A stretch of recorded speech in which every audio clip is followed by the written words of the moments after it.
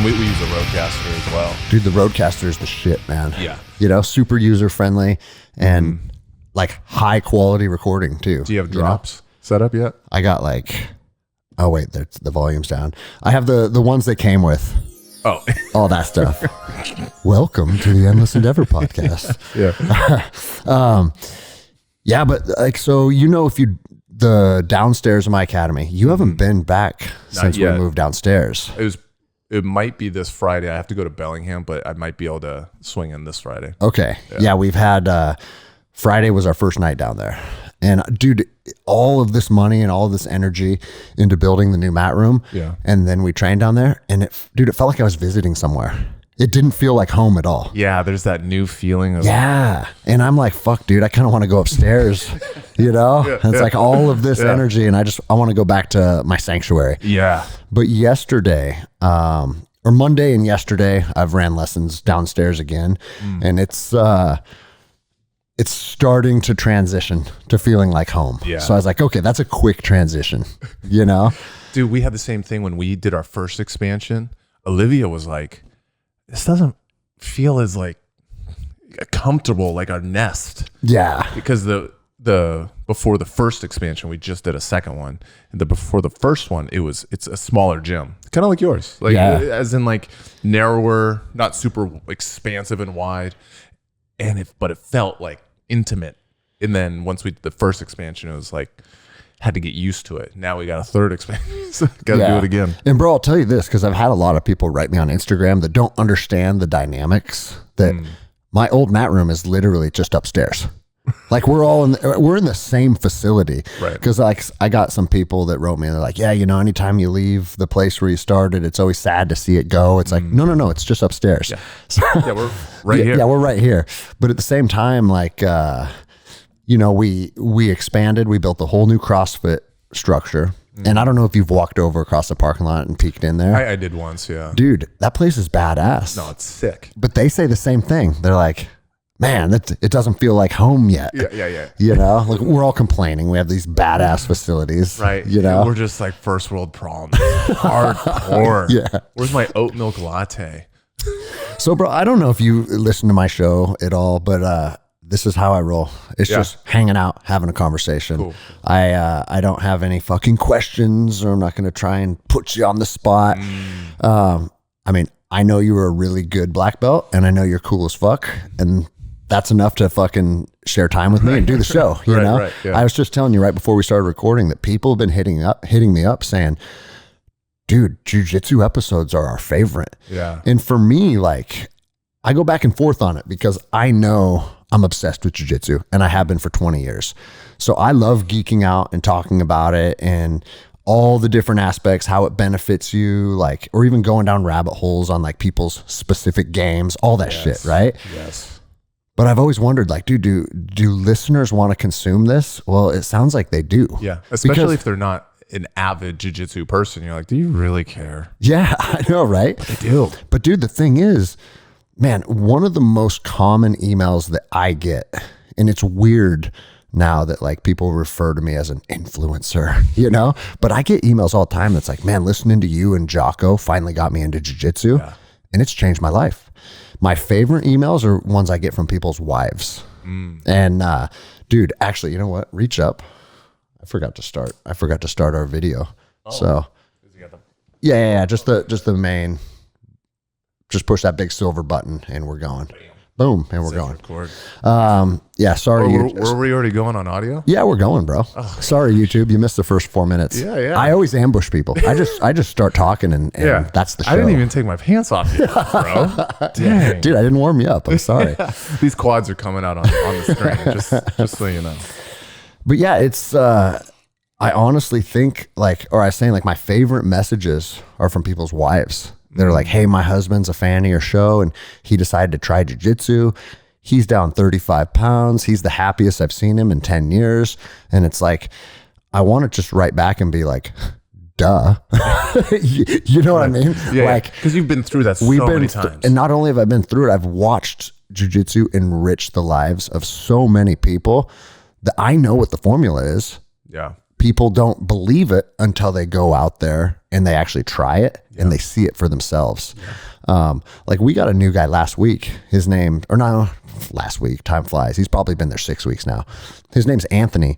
And I don't know if you've met him yet or not. He's a newer white belt.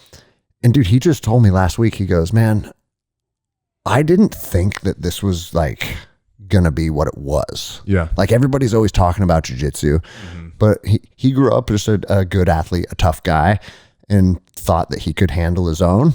And then people get on top of him that know how to grapple and he doesn't. And it's that, oh shit moment. Yeah. And we've all had. Yeah, we've all had it.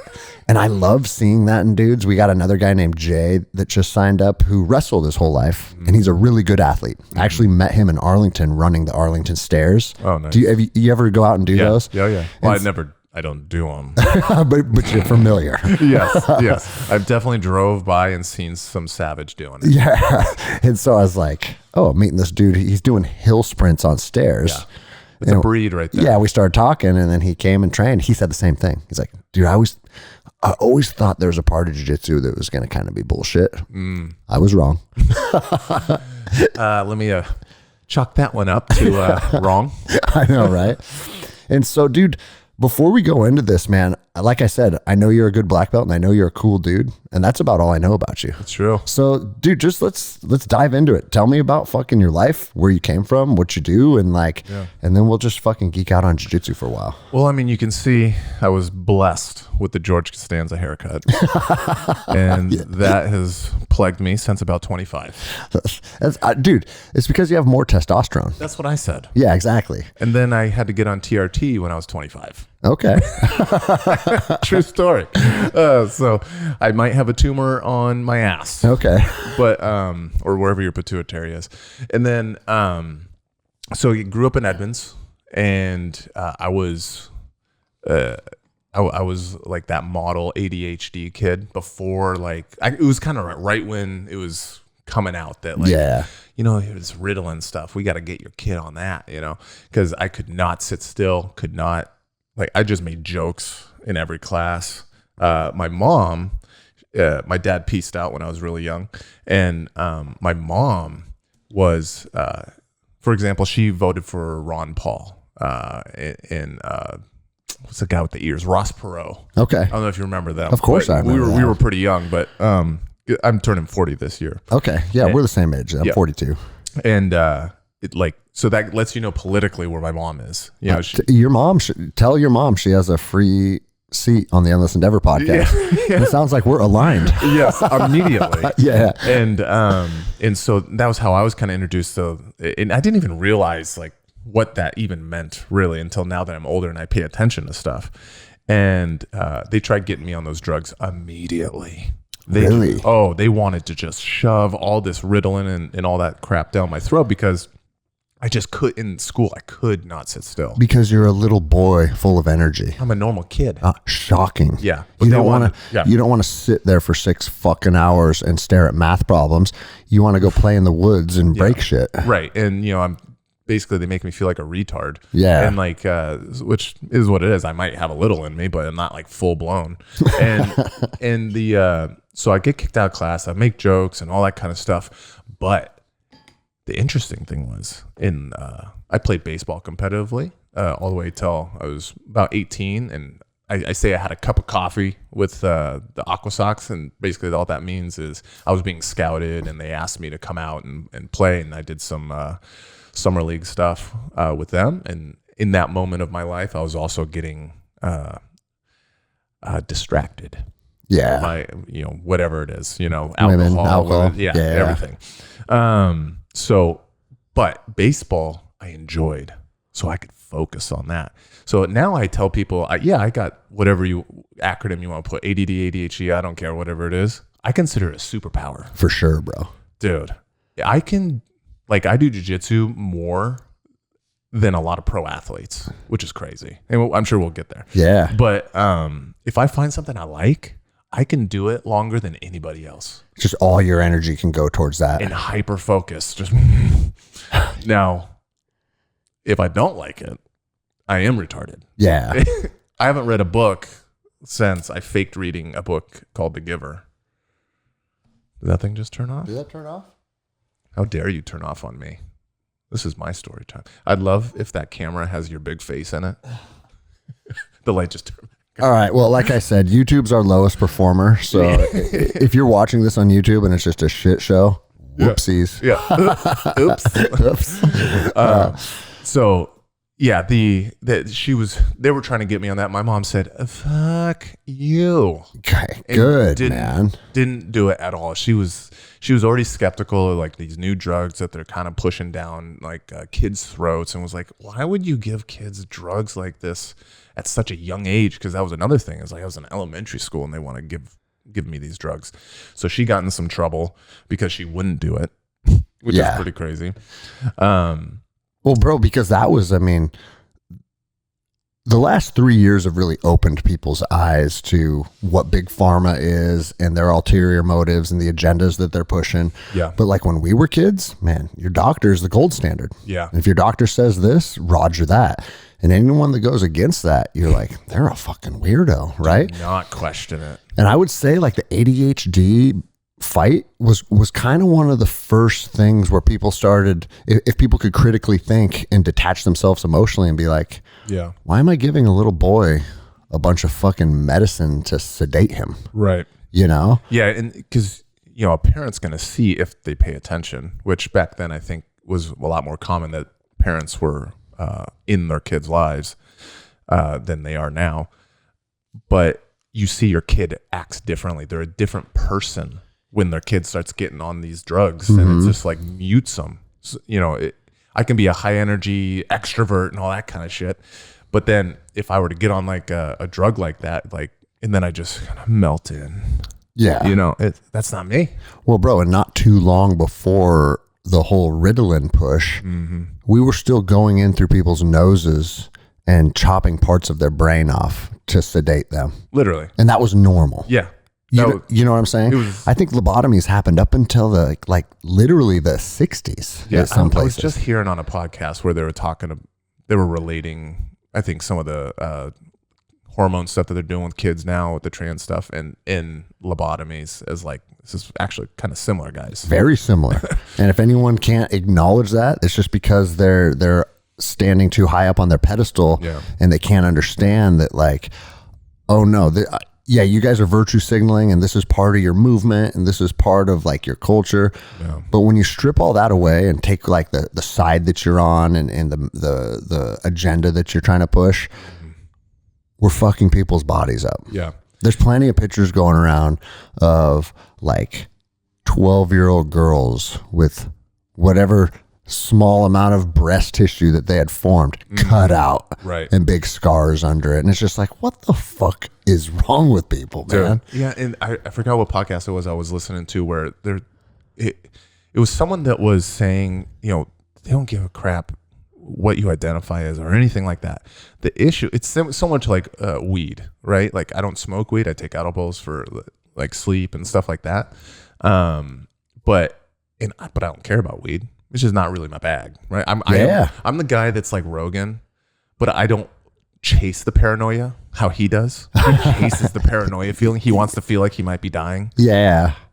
That's how I get, but I don't really want to chase that.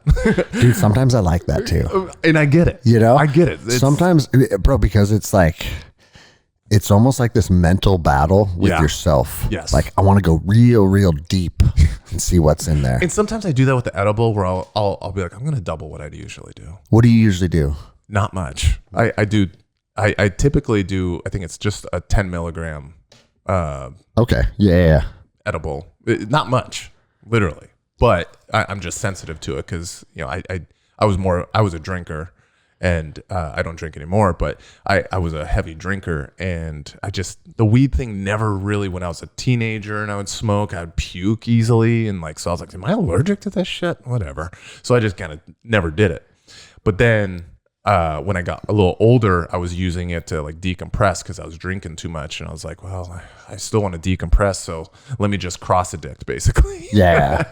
You know, I was just being weak, essentially. Dude, I thought weed was for losers. I mean, I dabbled in it in high school for a little bit because I was like a skater and all that. But then when I went into the military, it's like, I'm a soldier now. Yeah. Weed is for losers. Yeah. You know? Couch potato fat shit. Yeah, exactly. Like it's a stepping stone to heroin. Like fuck those people. Stinky ass turds do that. And it's weird that like I really held those ideas like all through my 20s. And it wasn't until until literally last 5 years when I was like, man, I got to revisit this stuff. Yeah. And now I'm like, I'm probably a full blown stoner. Right. Like, I don't know what level, like how much you have to consume to be considered what, but like, bro, I ate 100 milligrams of edibles one night. That was an accident. Yeah. Like that was not good. Right. Don't do that. I'm walking through the town naked at that point. Yeah. But, I mean, I can eat 30 or 40 milligrams and like go to the moon, and man, I like it. Yeah. And I honestly think, and like, let's put our tinfoil hats on, but I honestly think weed and a lot of drugs, like I just got back from an ayahuasca ceremony and I've dabbled in mushrooms a little bit. I think that they hold the key to just allowing you to look at things from a little different perspective. And that's good, man. Yeah. 100%. Like if you think you have all the answers, I'm going to let you in on a little secret. You don't. Yeah. And like there's a saying, I forget who it's from. It's like true wisdom is acknowledging you know nothing. And I honestly think that certain drugs, the way that the molecules interact with your brain, allow you to look at things a little different. Yeah. And it's not just like, oh, hey, I'm high. And like, you know, you can sit there stoned and have the most ridiculous conversations. Like, dude, what are words? Yeah. You know what I mean? Yeah. And we could talk about what words are for the next hour.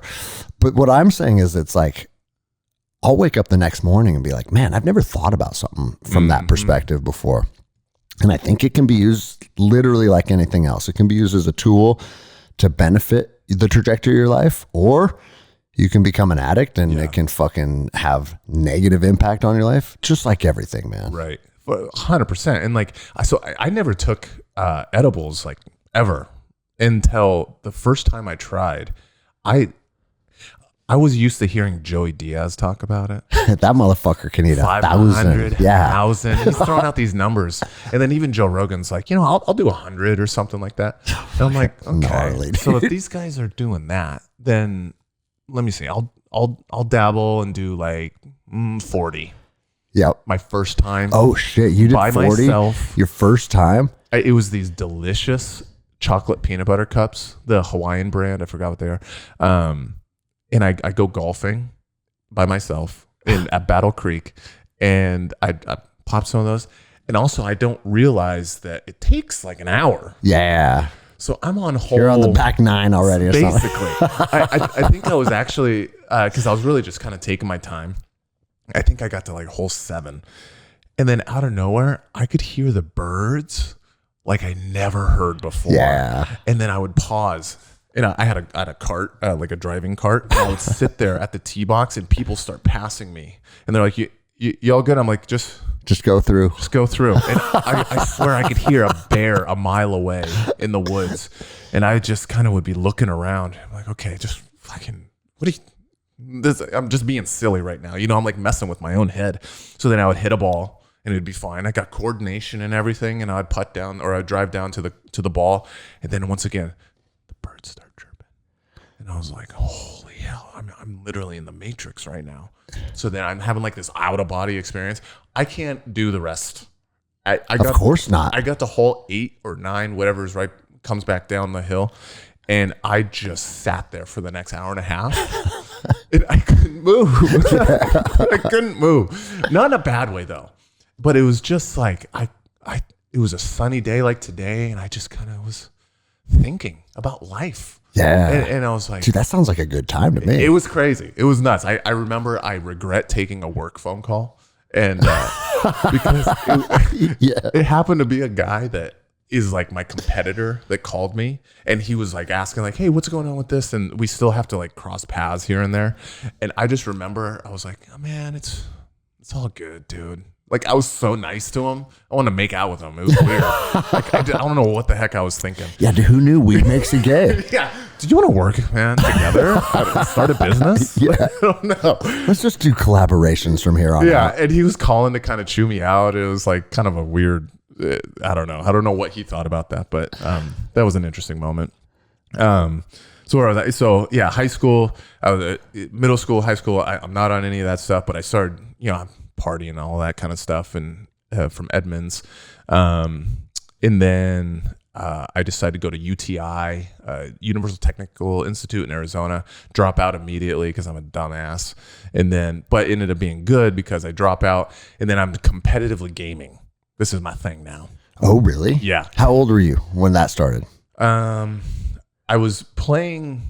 I started playing Counter-Strike back in 2000. I think it was 99, 2000. But then I got into leagues probably around 2002, 2003. So you're like 18 to 20 doing this shit. Yeah, exactly. I've never heard of either of those. Counter-Strike or leagues. Oh, okay. Like literally, it's like you're competitive saying like an actual. Yeah, I had practices. And the game is Counter-Strike. Yeah, that's the game. So what is that, like a first-person shooter? Yeah. Okay, it's like Call of Duty before Call of Duty. Got it. And first-person shooter on the PC. Aren't there ways to make money at that shit? Oh, now they're rich. Really? They're fucking loaded. Like the Twitch streamers. This is before all that shit. You were making no money. Dude, my daughters, and I actually get angry at them. Like, I'll come inside and they're all sitting in the living room watching somebody else playing Minecraft. Yeah. And I'm like, I bought you Minecraft. Like, if you guys want to play, go play. Yeah. Oh, no. He's like the best Minecraft player in the world. Yeah. And like, the guy will literally just sit there and play and talk at the same time. Right. And it drives me nuts. Dude. Yeah. And there's his little like headpiece there in the bottom. Exactly. And then they're playing. Yeah.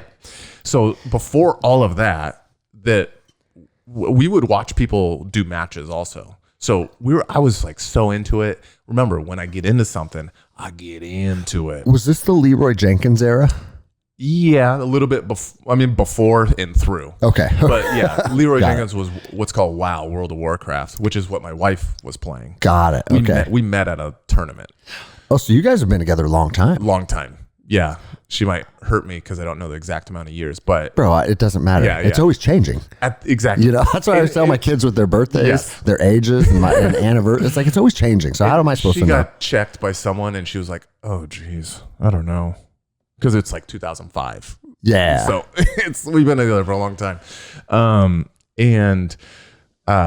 so Leroy Jenkins was WoW, and that's what she used to play, and that was a huge thing. But we would literally have practice times. We would have strats. So it's literally kind of like, trust me, don't hurt me, but it's like the SEALs for video games. Like you have specific points you need to go onto the map. Let's say it's 5-on-5.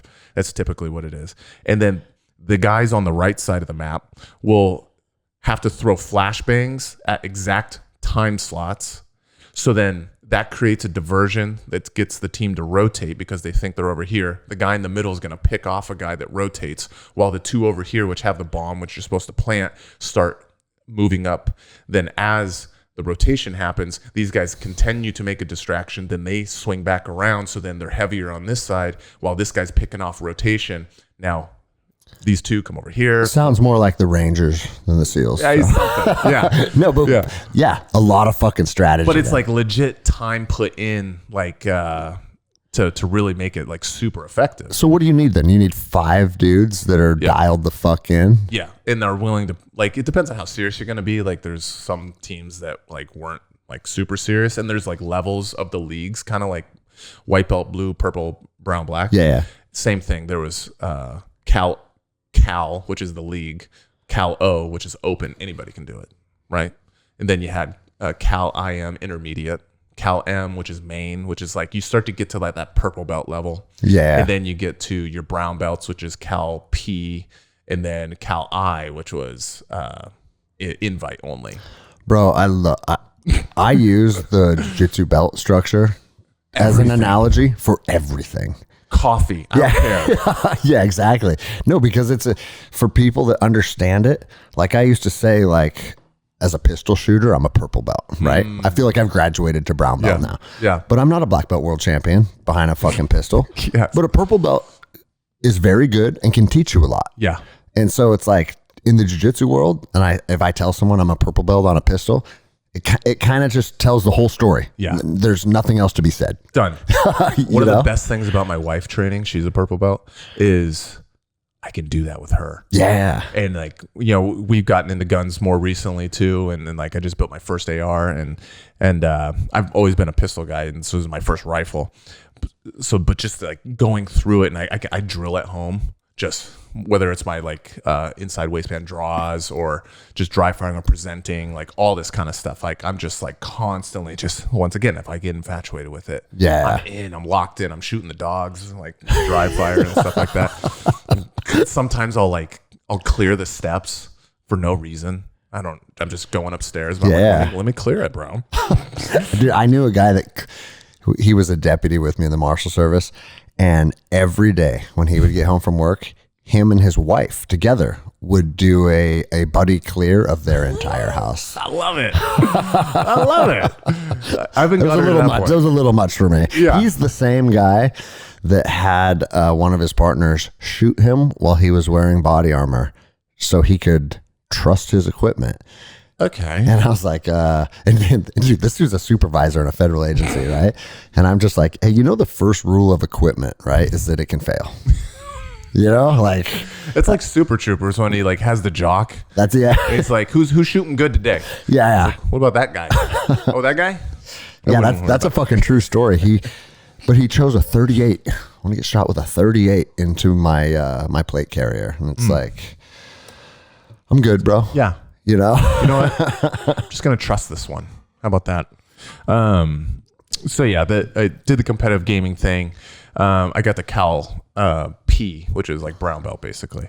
And then let me see. I was doing that. My wife and I met at a video game tournament. So that's where it was a blessing to actually leave UTI and not go down the mechanic route. Yeah. Because I probably never would have met her. Yeah. So we meet. I asked her to marry me like 2 weeks in. Oh shit! You're one of them, huh? Boom, locked in. Pulled her from Vancouver, Washington, or Battleground, Washington, is where she was living with her parents, and she's a couple years younger than me, so she was like 20, and her parents don't even know me. And when that happened, So they pull up, or I just tell her I guess she's moving up with me. Yeah, and they have this was a wild kind of like that was an interesting time for a while, and I was kind of a deadbeat at that point. Kind of I was just a video game kid that literally I just wanted to game. That's all I wanted to do. If I could make it a career in some way, which back then there wasn't really careers. That ninja guy that's really popular wasn't even around yet. There was a guy named K Sharp. Anyways, if there's any nerds listening, they'll be like, this guy. Yeah. Dan Tedium. Okay. That's the one my fucking kids watch. Okay. I hate that guy. I don't even know. Okay. I'm so out of the loop now. Yeah, because you moved on. Yes. Yeah. Because I'm like Rogan talks about why he doesn't do coke or why he doesn't like do golf.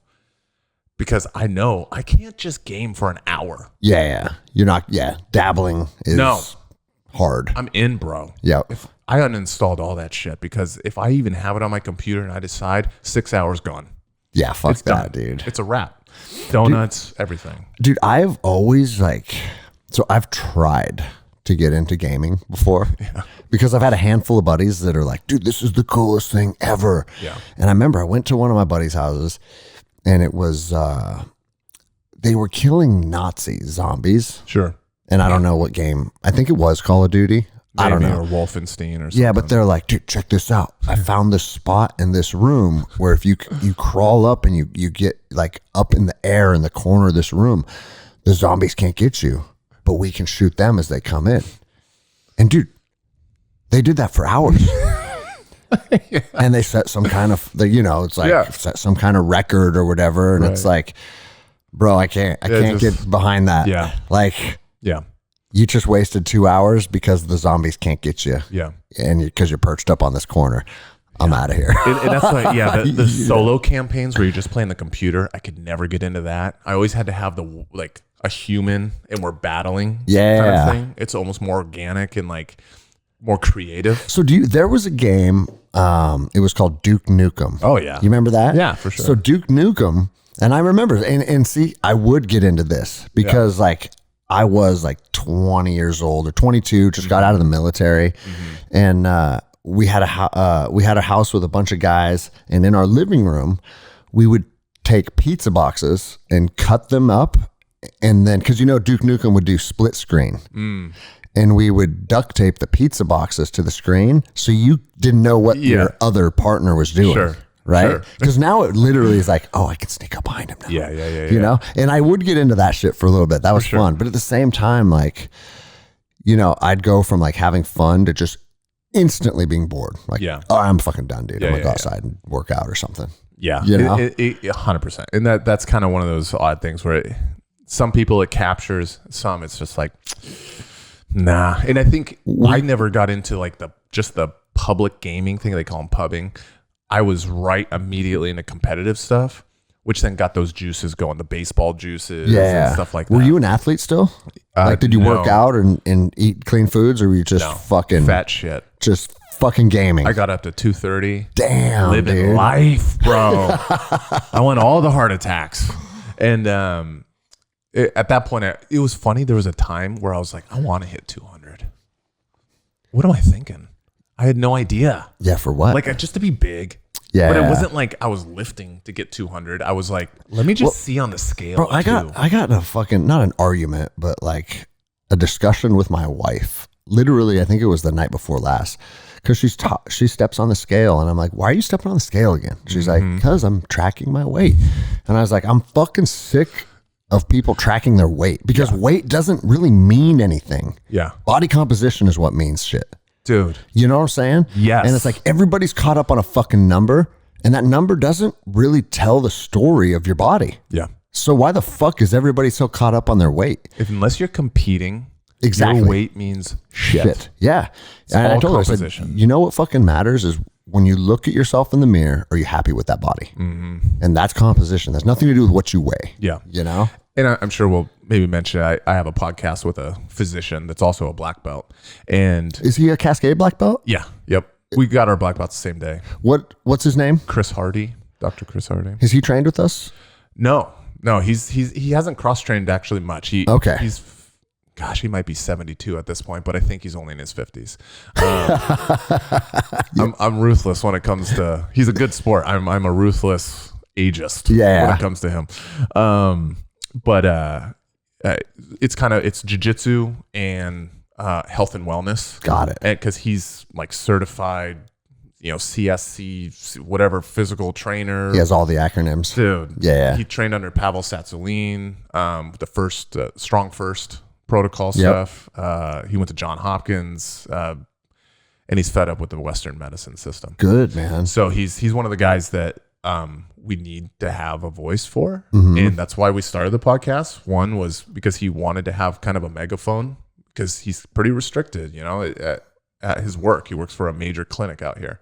Bro, it's crazy how physicians, because one of my best friends is in that position. He just left his hospital because he's like, dude,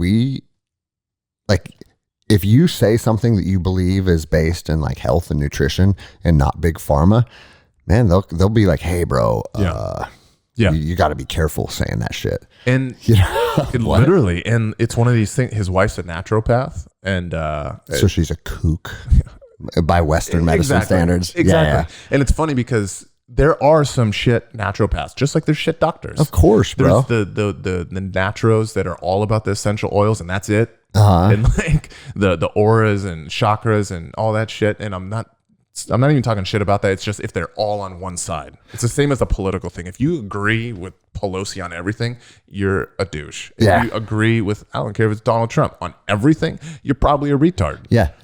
Can you think for yourself? Yes. And bro, I've said that a lot on the show. It's weird how Western medicine and Eastern medicine in a lot of people's mind are like in conflict with each other. Because it's like, hey, you know what? I could use nutrition, and I could use the sun, and I could use healing vibrational frequencies to make myself feel better. Yeah. I actually opened up today's episode because I did my ad read before you came over, and I opened it with my Shruti box, right? Yeah. And it's a little box that puts out a frequency at 432 hertz, and it makes you feel good, right? There's definitely something to this. Yes. That doesn't mean that if I crash my Forerunner on the way to the gym tonight and have a fucking amputated leg, that I don't want to get flown to Harborview and have surgeons that are trained in Western medicine take care of me. Yeah. There's a time and place for all of it. Yeah. You know? Totally. And that's where you find it's typically they're called integrative medicine because there is a nice balance of your Western and Eastern. Now, just like you said, a lot of time with people think that they're at conflict, but when they make medications in the Western world, it's off of Eastern medications, typically natural remedies that have worked for eons. Yeah. And then they're like, well, how do we make this how can we replicate this in a pill? Right. So they're not at conflict. It's just, they're trying to make it a merchandise that they can sell and get a bunch of money. No, it's funny, dude. I went to, I had an issue with migraines for a while and going through the VA, and they believed it was related to blast overpressure and whatnot. And I was talking to the doctor and I said, I noticed if I fucking rub lavender essential oil, like on the neck of my shirt or on the pillow that I'm sleeping on, it really seems to alleviate the headache. Yeah. And he goes, man, lavender, a lot of people believe that lavender can reduce headache symptoms, but we'll never really know. Yeah. And I was like, what do you mean we'll never know? He goes, because there's no point in ever studying lavender, because there's no way to ever market it. Yeah. He goes, so there's no money to be made off of lavender. Right. So no one's going to invest in studying lavender. He goes, but if lavender works for you, then keep doing that. Yeah. And that was kind of like one of my first times where like a Western medicine doctor was kind of peeling back the curtain a little bit. He's like, we'll never study lavender because there's no money to be made in it. Yeah. So it's not always about what's going to help the patient. It's at the end of the day, it's a fucking business, right? I mean, I would even lean into it more that they will intentionally not. If you do, the perfect example is marijuana and CBD. Yeah. There's a reason why there's shit studies out there and very little, because how it's classified as a drug. Yeah. So just to do studies, because it's classified a certain way, they can't do them. It's a complete shit show when we've seen. That's a huge thing, and so we've done episodes on psilocybin. We've done episodes on a bunch of different mushrooms, testosterone, because I'm open about my testosterone replacement therapy. I love TRT. I'm open about it too. Yeah, I'll have people write me on Instagram and like, and dude, there's always an ebb and flow to my fitness. And sometimes I'm a fucking jacked animal, and then other times I'm a fat piece of shit, like right now.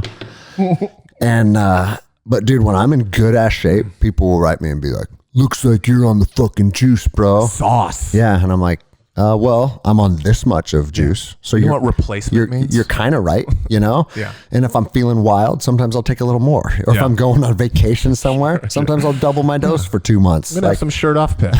You know? But it's weird how like there's this like negative energy around testosterone. Yeah. In a lot of people's mind, like, you're a fucking cheater. Well, dude, I'm a 42-year-old small business owner. Yeah. Like, what am I cheating? I like having a good sex life, and I like feeling good. Yeah. Okay. Well, and that's one of those things where the replacement part comes in big time. Is, when I did my first test in my mid 20s, it was like 140 or something like that. Damn. Which is like the guy. I just told a story on the latest episode about this endocrinologist that took my test, the first one, and. So if someone's listened to that, and I'm kind of telling the story again, I tell the same stories all the time. Okay, so. Yeah. He thought I was on, like, I dabbled with Winodrol in high school or something, because he's like, there's no reason that you should have such low score testosterone levels. Oh, he thought you fucked up your body with like big cycles or something. Which I get. see. I totally get, but I never did. And so they had a lab there, like UW Medicine or whatever, so they could take my test, take my blood, get the results, and then go. So the next thing that's very common is like a tumor in your prostate. Okay. Well, once again, I think I'm 26 if I remember right. And all he says is like, all right, turn around and drop them. And I was like, I'm sorry. I'm sorry. What'd you say, sir? Bro. And he's like, turn around and drop them. No gown. Just disrespected me like bro. The first time I had a man's finger inside of my noose. Yeah. I came home and I told Jenny, I said, I think I know what girls that have been raped feel like. And she's like, you're stupid. I said, I feel fucking violated. At least 20%. Yeah, exactly. At least 20. I feel there was like, what the fuck, dude? Right. You're on some, hey, you know what? Why don't you lay on your side? It's a little easier. Like, no. Did they say that? Yeah, dude. Yeah. Well, Chris told me. He was like, it is actually better for you. To lay on your side? I guess. I don't give a fuck what's better or what's worse. I don't want some man trying to make me comfortable so he can penetrate me. Right. All right? I don't care if you're gay. I don't care if you're straight. I don't give a fuck, dude. When His booty's closed. Yeah, exactly. When a fucking man wants to put any part of his body inside of me, I'm not comfortable with that. You're stupid. It's a medical procedure. Yeah, okay. I'm just Come like, here. I don't. Come here. Yeah, I don't have control over how that makes me feel. I remember sitting there horrified, dude, and went home like feeling shame. Dude, totally. Yeah, and especially because I didn't expect it. Yeah. And so he just says, "Sorry, turn around, drop him." And I'm just in the moment. I'm like, "Is this really happening? Does he really want me? Is he just gonna ask me to cough? What's gonna happen?" And as I'm dropping my pants, and the whole time, and that sucker. I mean, I guarantee he had to put some tricep strength in there because that sucker was clenched. I could break a pencil with my ass cheeks. Yeah. And and so he finishes, which sounds horrible. It is what it is. It's my life. And he just sets a, if I'm like bent over on like the bed thing, which I guess it is way better to lay on your side, but is what it is. He just sets a tissue box right next to me, goes, "There you go," and then walks out of the room. What, like you want to do a little wipe, little touch up? Well, because I don't understand. He used a little jelly. Oh. Which I didn't realize he used jelly. He used lube. That's it. And I take it and I start wiping myself, and I think I completely shit myself. Because all I feel is slime. Yeah. I don't realize he lubed up for my butt. Dude, and like KY around your butt should not feel comfortable. Right? It was a little breezy. Yeah. It was a little breezy. And I'm just sitting there and I just fully committed to like, I just shit all over this guy. Which I don't know what was worse. He had his finger on my butt. I shit myself. I don't know. But he didn't find a tumor on your prostate. No. Good news. Okay. So I'm slamming the table. I'm sorry. No, slam the table, dude. I get a little emotional. It's funny. I don't ever tell this story, but I just told it on our podcast now here, so that's fresh good. in your mind, bro. It is. I'll sleep good tonight.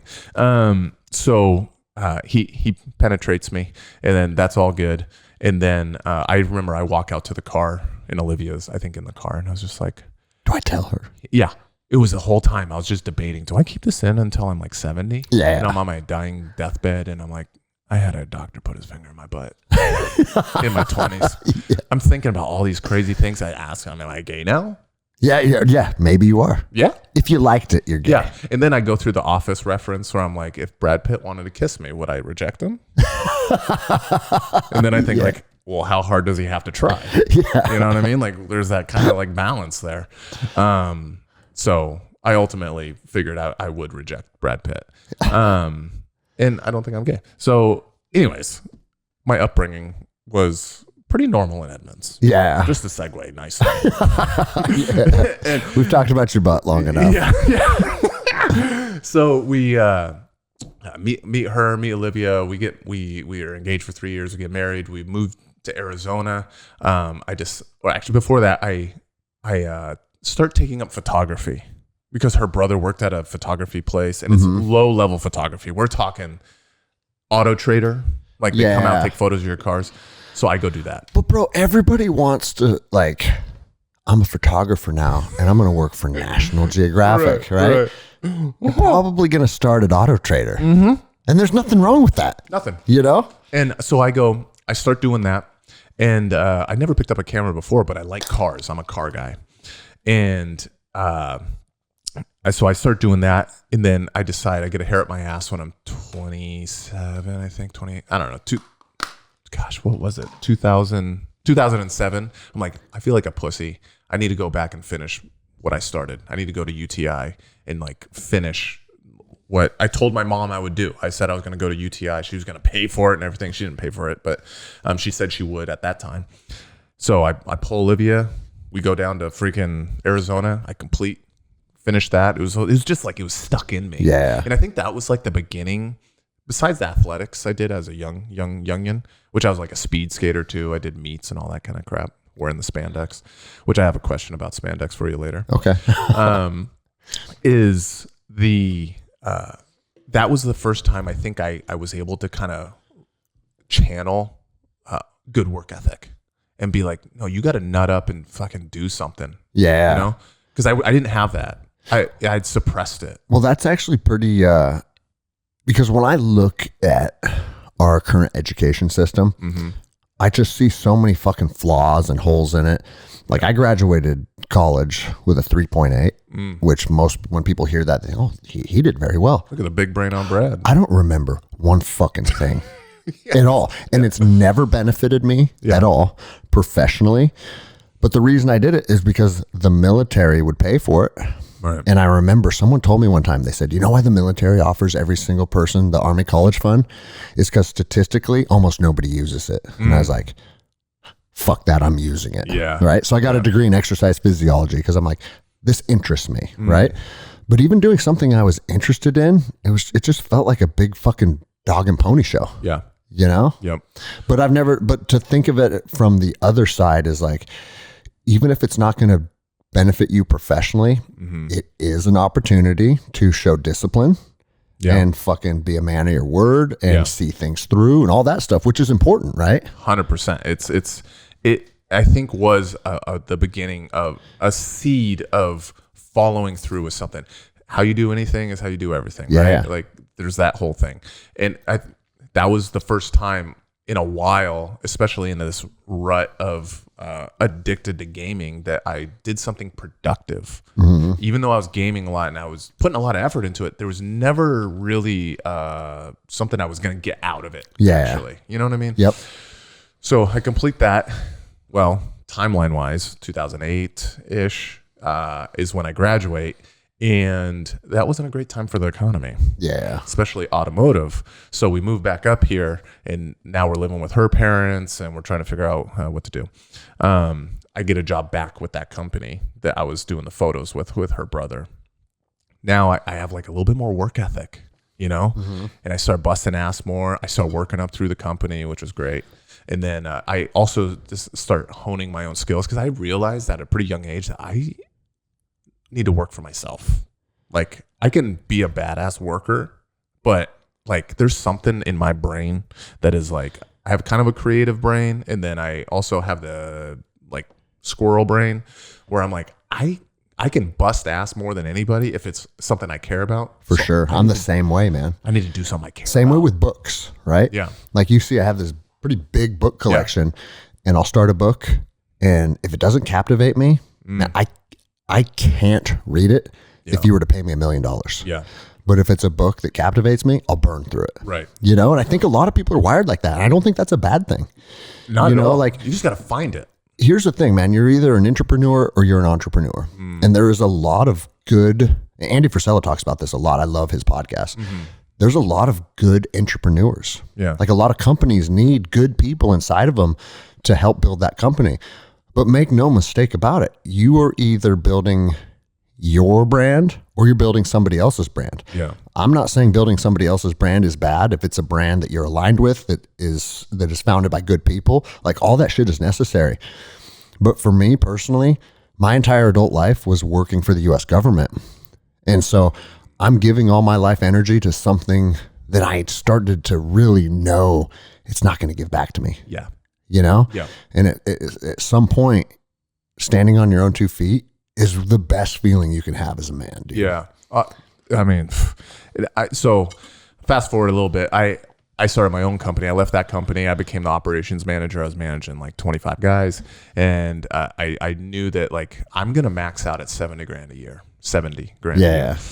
Now, when I was younger, I was like, 70 grand? That's all I need. Bro, it's weird how like, you think this certain amount Yeah. is all you're going to need. I'm set. Yeah. In 70 grand, like our age, when we were younger, you're thinking like, you're basically a millionaire. I mean, essentially, right? Like so much freedom. Even when I switched from the feds and I went to the Port of Seattle, man, we were starting out at just shy of 100 grand a year. Mm-hmm. And with any OT, you're going to break 100K. Right. And I was like, bro, that's all I need. But looking back on it, dude, 100K a year with a family of 5. Yeah. Bro, I mean, your needs are met, but you're stuck in that hamster wheel. Yes. You know what I'm saying? Absolutely. The rat race is there. And so I decided to start my own thing on my own. I wasn't trying to like grow a huge company or anything like that, but I was just like, I know there's a higher ceiling if I do my own thing. Yeah. So I did a leave. I served the non-compete because I respected the owner of that company. Yeah. And I don't ever approach his customers or anything like that because we are in the same space. And I started my own thing, and now I'm 9 years in on my own, and it's way better. I've gone from having a bunch of employees to back through COVID. I had to taper it back, and I intentionally did that because I started realizing that quality of life is so much more important than a monetary number. For sure. I found a number that I can like have savings. I can go to the grocery store and not look at the bill. I can go to a restaurant when we want and not think about it. I'm not talking about like I'm going to the Met every freaking night or El Gaucho. Yeah. I went to El Paraiso last night and it felt good. I didn't have to worry about the bill. You know, like that's what I'm talking about. Well, bro, I think that's what true wealth is. Oh my gosh. When you make enough to live the lifestyle that you desire. Yeah. And that there is no number on that because some people's lifestyle that they desire is living in a yurt out in the woods, right? They can get by on 20K a year because they harvest all their own food and shit, right? They're happy. And then there's other people that want to drive Ferraris and everything in between. So you have to figure out what lifestyle brings you happiness. And then that amount is the amount that you need to be able to produce. Yeah. And time became more valuable to me. Yeah. So we pulled Olivia out of her job. She just works with me now. So what is your company then? What exactly are you doing? So I would say like half of the company is taking photos of cars for dealerships. Okay. Like their inventory. You go to their website and you see their cars online. We do that. Yeah. That's like half the company's revenue, I'd say. The other half is we manage social media for companies. Okay.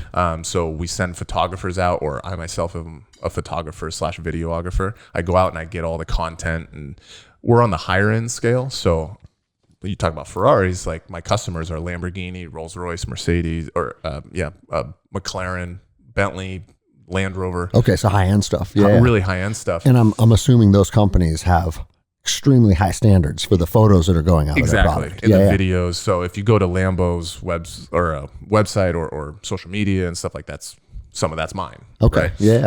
The stuff that I put out, or the dealerships and stuff like that, some of their stuff is mine. So I'm on retainer through them, and then I do like commercials and stuff like that. But I'm a smaller operation. So, but because we have a high standard, we're cheaper than, let's say, a normal commercial might cost $100,000 or $50,000, depending on the scope of it. You know, I can come in there for $5,000 or $10,000 or something like that, or even less, depending on, like I said, depending on the scope.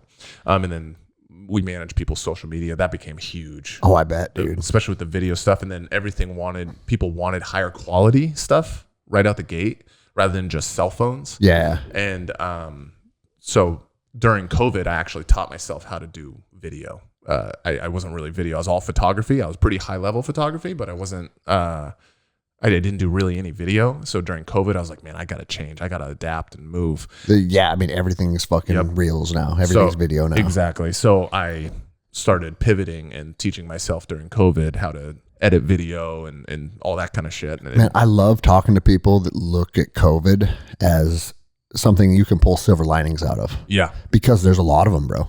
Yeah. You know what I'm saying? Like my life has increased in my happiness and my fitness and everything exponentially because of the fallout of COVID. Yeah. And you hear that story a lot. And you know what I think it comes down to is just the mentality of the people the person that got subjected to it. Yeah. Because you could easily give a fucking sob story like, oh, I had to downsize my company and blah, blah, blah. Yeah. or you could see how it benefited you Yeah. and change your trajectory and keep moving forward, you know? Totally. And that was kind of how we looked at it. Olivia encouraged me. She backed me completely with the investment of some of the equipment and all that kind of stuff, because it's pretty expensive to get into the video world. And then we committed. We said, okay, in 1 year, you're not working anymore. You're working with me. I'm going to teach you video editing. So she's our Jamie. Okay. Yeah. And she edits the podcast and everything. So she taught herself how to do it with my help, of course. But like, you know, she's learning as she goes as well. And because we hope at some point to, you know, replace her income with either the podcast or she can edit some of the videos I do on social media for companies. So I don't have to pay someone now to do that. Yeah. I have her. And it alleviates my time. And now we work together. And it gives her freedom too. Yeah. She doesn't have to be at work at 8 o'clock in Bellevue. Bro. The beauty of that alone is just on stress. And that was when it came to quality of life. That became a big thing is we feel wealthy. We live in a townhome in Everett. Like, we're not like balling like out of control. I mean, we live comfortably, but it's like, you know, we feel wealthier than damn near anybody we know because we have control over our schedule. Like, I think it's middle of the day right now on a Wednesday. You know, I just taught jiu-jitsu at Cascade and I just came over here and she's running errands, and there's a beauty to that. For sure, man. The rat race. We got sucked into the rat race. We bought a new Range Rover. Oh man, we had to live up with that Bellevue crowd. Well, bro, I'll tell you, I saw that in law enforcement all the time. Yeah. And how many times have you heard cops say this? Man, I really want to start training, but I don't know if I can afford jiu-jitsu. It's like most jiu-jitsu academies in Washington State are under $150 a month. Yeah. And you have a 2020 Ford Raptor on 35. Yes. You know what I mean? Your like $1,200 a month car payment is ridiculous. Yeah.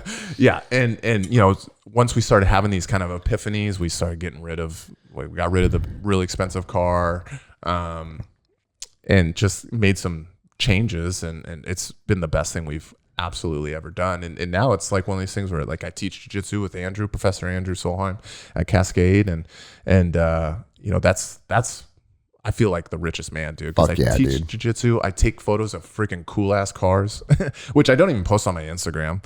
I have people that once they find out what I do, they're like, why don't you post photos of like Lambos? And I'll do it every once in a while, like driving one, because I drive them around and stuff. And they're just like, this is awesome. I'm like, dude, I just care about jiu-jitsu.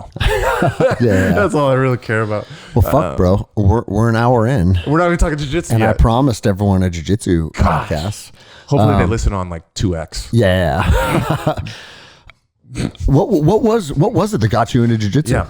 So, okay, I was into MMA first. Okay. And as was I. I think that's a very natural progression. Especially old school MMA. Yeah. So, did you ever meet my friend Aurelius? He came in, tough as nails, brown belt, a little bit taller.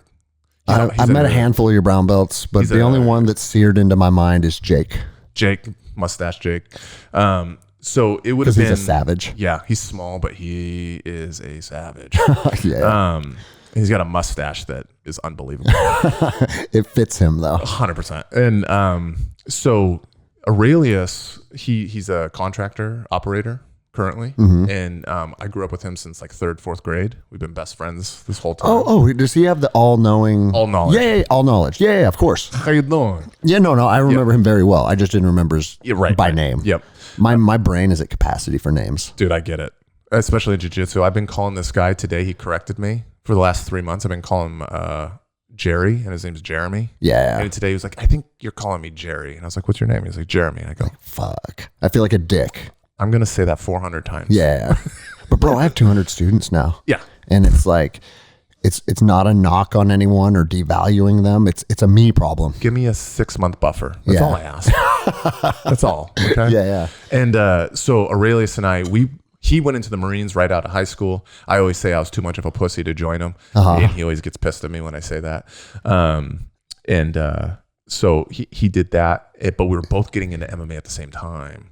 And he was also getting into jiu-jitsu also. He did seminars with like Nogueira back in the day. But we were watching Pride. Yeah. And I would go to all the Axe shows, Buck Bisping, Robert Malfris. Bro. I trained with Buck and Robert more hours just than I those can names, remember. you're like, oh, okay, he knows. Yeah, fuck yeah. Yeah. I mean, when I got into MMA, it was 2006. Yeah. No, it was 2004. And then I took a few fights in 2006, and it was with all those guys. Yeah. And it was with Buck and the Malfors brothers. Yep. And you remember a dude named Kali by chance? Little Hawaiian dude that was just a monster. I remember Vern. He was one of Wiseman's guys. Yeah. And then Ben Fodder. And it was Ben Fodder. I got a story about Ben. Is that Ben can't distinguish between jiu-jitsu class and MMA class. Yeah. And if you have him mounted or you have him in a bad position in jiu-jitsu class, he'll start giving you kidney shots. Yeah. And it's like, bro, this is not MMA class. This is not FT, fighter training. Yeah. You know? Yeah.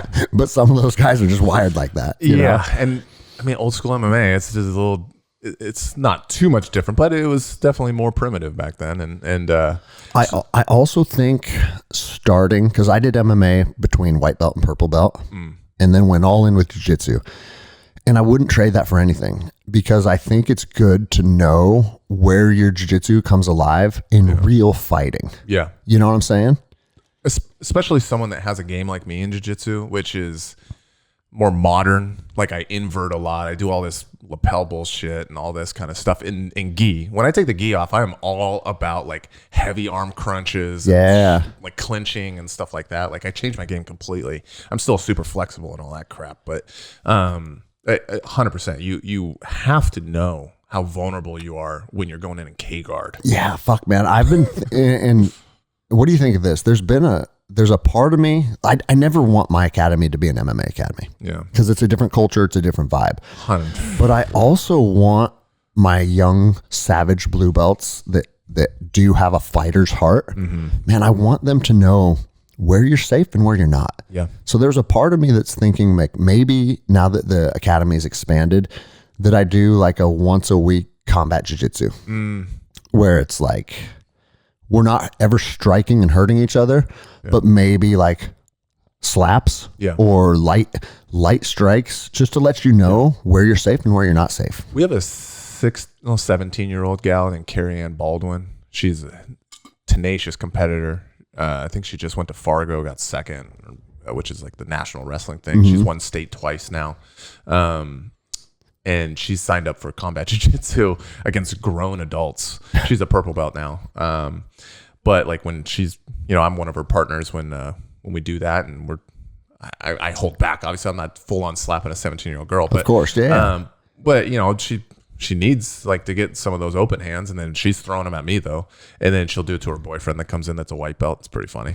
But bro, I remember like females in MMA, because there was a girl named Emma Bush when I was fighting, and her husband Galen, they would go to the grocery store after practice, and like she has a black eye and a bloody nose. Yeah. And then everyone's mean mugging him. And it's like, man, it's kind of tough being married to a professional fighter, because everybody thinks you're a fucking piece of shit all the time. Wears shorts and her shins just have bruises. Because I like to do a lot of like passing where it was shin cutting and stuff like. And she loves knee cuts. Yeah. So her shins just get obliterated. She'll walk around with shorts and it just looks like I was murdering her with like a rope or something. Like punishing her, trying to hide it. So. Yeah, I think is the old school method. You do your jiu-jitsu, your gi jiu-jitsu, and then the last couple rounds, we peel the tops off, that Valley Tudo style, and combat jiu-jitsu. No top, and because that's what they used to do in Brazil a lot. Is they would then like there's strikes in there and all that kind of stuff just to let you know where you're vulnerable, and that's how they did their no-gi. Yeah, right. I think there's something to that. Especially for that certain type of grappler and that certain mentality, that certain person, those tough blue belts or whatever belt gets those reps in. And the thing is, it's like one thing that's made my academy become very successful over the last year is I've learned to kind of adopt the mindset that jiu-jitsu is for everyone. Yeah. And if you're a 40-year-old soccer mom that is just looking to understand jiu-jitsu, you probably don't want to be an MMA fighter, right? And so you have to create an environment where everybody can kind of have their needs met. Yeah. But the environment is comfortable for everybody, regardless of what those needs are. You're totally right with the vibe of, so I started at MMA gyms, and it's jiu-jitsu gyms are just so different mentality and vibe wise. You go in feeling like someone's sizing you up when you walk in the door. I'm blessed with the clean ears. Yeah, I could go in and dojo storm, so you know what I'm saying? Like I would be that guy that wears a white belt and but I can like fuck everybody up, right? Like as a joke. Like I'm a perfect candidate for that. But it doesn't matter. I'm in shape. I walk in and they just start staring. Yeah, like, dude. In those gyms, they're like, okay, well, let's get it on. I'm gonna beat this guy's ass or something. Well, bro, and I remember I did MMA for years, and I think Thursday night was FT, fighters training, where you glove up, you put your mouthpiece in, and you're fighting other men. Yeah. And dude, I don't care how long you do that, the nerves of driving to practice every single time, dude, for years is like, fuck, dude, like what am I doing? Right. Why am I gonna go fight people again? Yeah. I never get that with jiu-jitsu.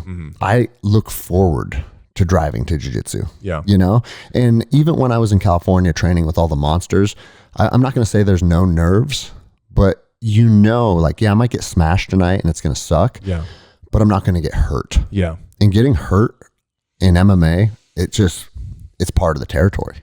It's like if you do jiu-jitsu long enough, you're going to get hurt, but it is totally different. In MMA, you're just waiting for that day to happen again and again and again. Yeah. In jiu-jitsu, it's usually just an accidental like body weight falling and shit, I popped an elbow or whatever. Totally different scenario. Like, yeah, bro, I hit a double leg on one of our white belts last week. I was there. Okay, you were there. Yeah. And his fucking kneecap rotated like 4 inches to the side of his knee. Right. And I don't feel bad about that kind of stuff anymore because just like you said, you do jiu-jitsu long enough, that shit happens every once in a while. But at the same time, it's like, fuck, man. Yeah. I remember when we were bowing out, he was a good sport. He just laid there. He said to me, he goes, put it back. And I was like, okay. And so I grabbed like under his Achilles and I started putting inward pressure on the kneecap as I straightened his leg and it went pop right back into spot. Goodness. And I was like, I'm glad that worked. Yeah. You're like, saw that on YouTube once 10 years ago. Yeah. You know, it's funny. I actually still get nervous going to class. Okay. Even like drop-ins, I think is kind of normal because you're like, okay, I'm in for a battle. Like, whether, and this is all colors of belts, like it's not just being a black belt and people like, okay, I got to show this black belt what's up. You know, but it does come with more for sure. For sure. I mean, the brown belts are going to like try to test you, and black belts, I mean, it's actually not as bad with black belts, honestly. It's more like, bro, purple and brown belts are the nemesis. Yes. Because they have good enough jiu-jitsu to catch you if you misstep at all. Yeah.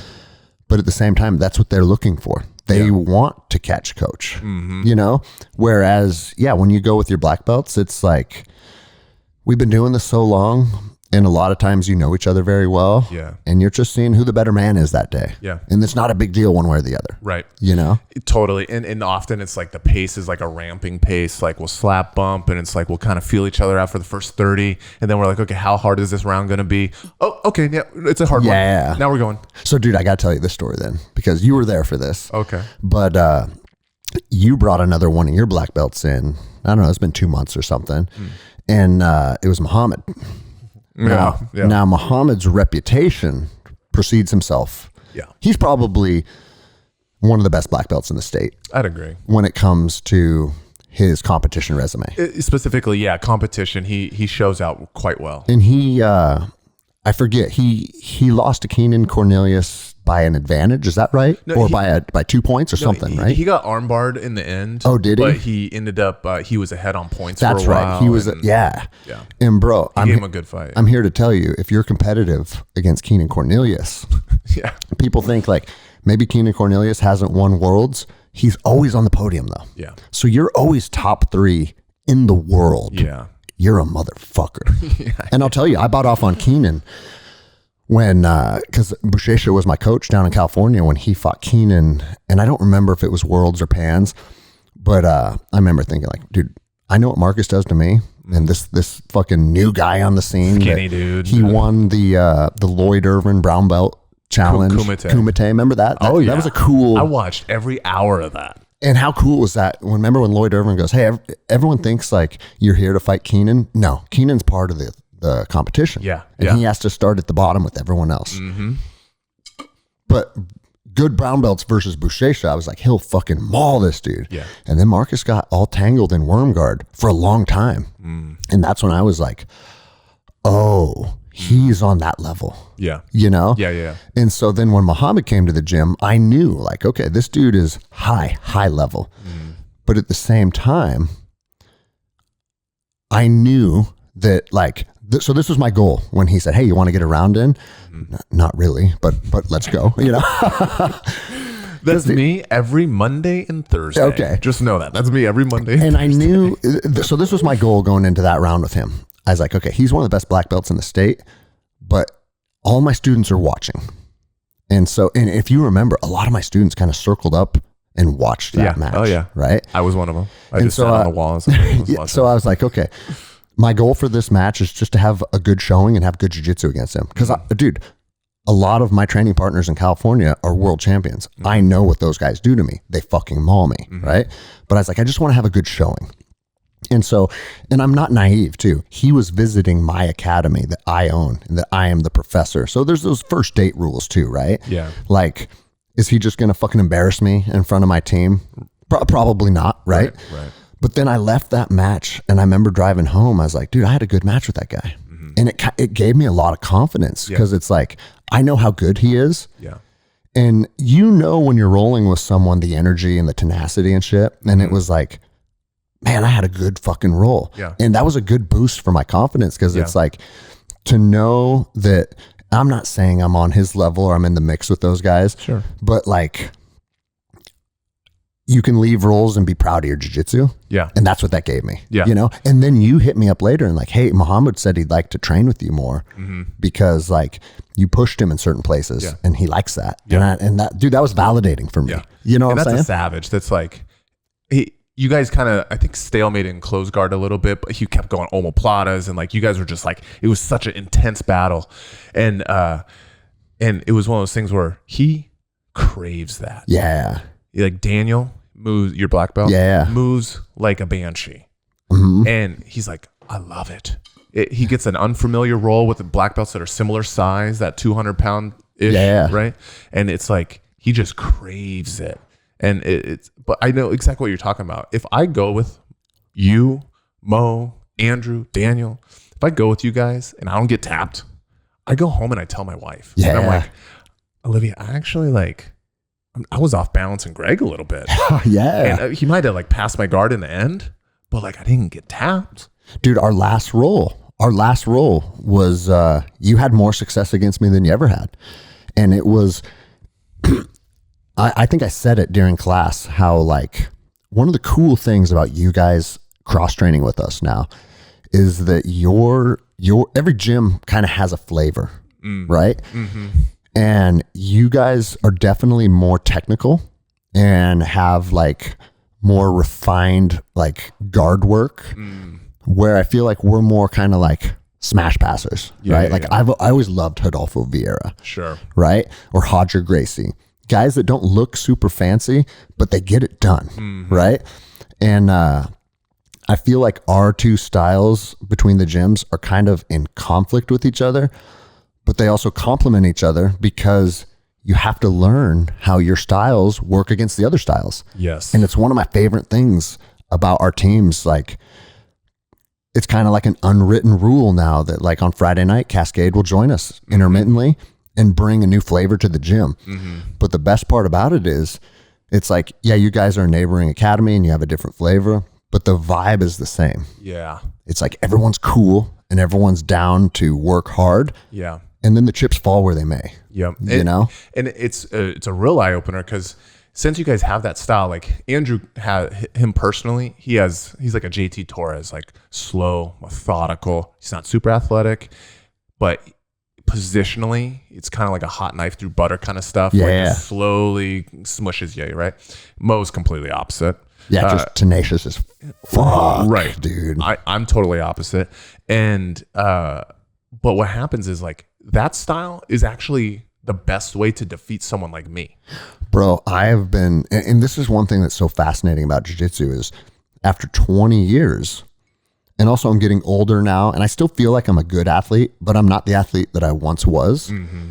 And I'm finding now with my young savages, guys that wrestled their whole life, guys that have a gas tank that just never gets diminished. Yeah. There's a part of me that's ego driven. And I don't think ego on the mat is a bad thing either. Yeah. Because like, you got to have some. I'm competing against another man. Yeah. That's an ego driven activity, right? Yeah. So like sometimes I just want to like start headbutting each other and try and just who's going to get the first blast double, right? Yeah, yeah. And it's like what I find is when I approach roles like that with guys that's their realm, that's where they're comfortable, that's where they want to fight. Yeah. That's where they find the most success with me. Yeah. Whereas I turn the dial down to intensity 3 out of 10, and I just look for the right grip and I look for the right off balancing position, and I'm just more patient and more methodical. Yeah. And it's kind of a page out of your book, right? Mm-hmm. I'm starting to find more success there than I ever have. Yeah. And I was like, just recently, I would say this is in the last 4 or 5 months, I'm like, oh, dude, this is what being a black belt's supposed to be. Right. I mean, I hit 9 years at black belt this in December. So I've been a black belt for a long time. Yeah. But I'm a completely different grappler now, I feel like. Yeah. You know? Yeah. And maybe more longevity to that style. There's too. way more longevity. Yeah. And I'm finding more success too. Yeah. You know? Yep. And that's what's so fascinating about it. Because there's not, I say it almost every night, there are no absolutes. There's no right or wrong style. Mm-hmm. I mean, going back to Keenan Cornelius, that dude has an encyclopedia of jiu-jitsu that he can throw at you. Yeah. And this is where I know a lot of jiu-jitsu. Like I can teach a lot of jiu-jitsu, but when I roll, I have a hub that I always find myself working from. Yeah. You know, Yeah. If I'm on my back, I'm looking for butterfly hooks. If I'm on top, I'm looking to isolate an arm. It's pretty simple. Yeah. But at the same time, like there's a lot of different ways to implement those techniques. And I'm finding the more methodical side is where your jiu-jitsu starts to come alive. For sure. I totally agree. And it's like one of those things where I'm happy I already realized this. Not necessarily that I implement it, because I still have a very big inversion game and I'm very flexible and all that. Like there's one of my Instagram videos is Andrew smash passing me, and somehow I get my knee like up to my chin, and then he starts to toe hold that foot that is basically at my chest. Mm-hmm. And then when he starts toe holding it, it just doesn't matter. So then he starts stabbing my nose with my big toe and it's just blasting me in the mouth.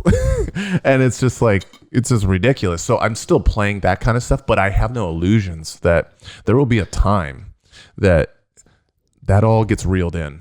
And there's going to have to be a longevity game for sure. And I start exploring that. And I think I'm getting there a little bit more with my passing. My passing isn't like super dynamic necessarily. I do hop around a little bit, but I try to mix like that mid range to outside passing and stuff like that. Yeah. And it's if you look at a lot of guys, because how long have you been training consistently now? Well, I started. So I was in. This is interesting thing. I was into MMA, and I was all about striking. I did not give a shit about the ground game. Thought it was a little douchey. But I started to like Eddie Bravo in like 10th Planet. So I was on the Nibiru forums back in the day. I still have my login from where I was like asking questions in like 2011. But I never trained. Like I didn't do any jiu-jitsu or anything. Right. But I was a huge fan. I watched Pride live. I watched ADCC on Budo videos when they would be the one that would stream it, dude. I watched all this. Aurelius and I would watch UFCs and then try to mimic stuff on the carpet in front of the TV. And then I had buddies that we would watch UFC and then we would put a tarp down in the backyard and then just fucking grapple and stuff like that. We didn't even know what we were doing. And then I tried jiu-jitsu at Brian Johnson's. Down in Shoreline, right? Yeah, Northgate. Yep. I don't remember how long ago. It was a long time ago. 12 years maybe or something, and I got hurt the first week. I didn't tap to like a arm lock or something, and it just popped my shit, and I was like, okay, well that's that.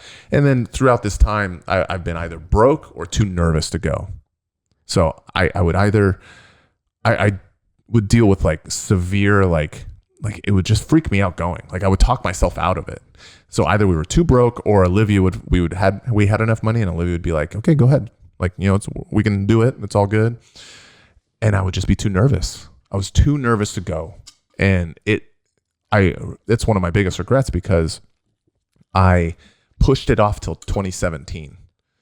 In 2017, May, actually. So right now, this month, is when I started training. Okay. And so you progressed fast then. Really fast, yeah. But you also had a lot of time, like looking at it from an intellectual standpoint. So this is something that like it kind of comes up a decent amount, just because I'm willing to talk about like the nerves that I have and all that kind of stuff, imposter syndrome and all that shit.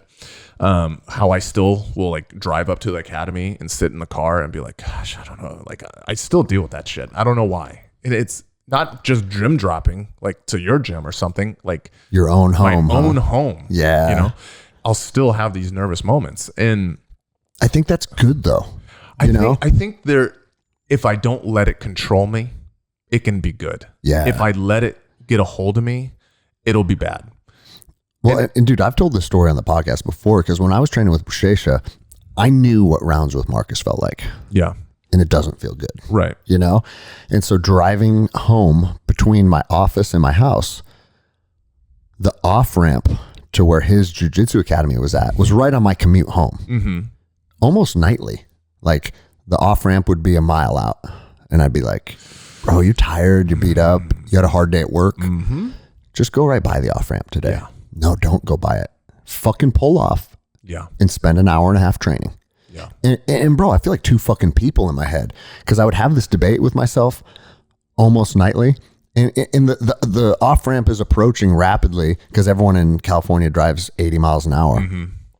And it would be like last minute. Yes. Fucking train, pussy. Train. Yes. And I'd like pull off, and then I'd go train. People don't think that guys like you're a very macho kind of guy. You're a very macho fella. Which is funny, because on Instagram, you're very macho, but I feel like in person, you're much like lower key.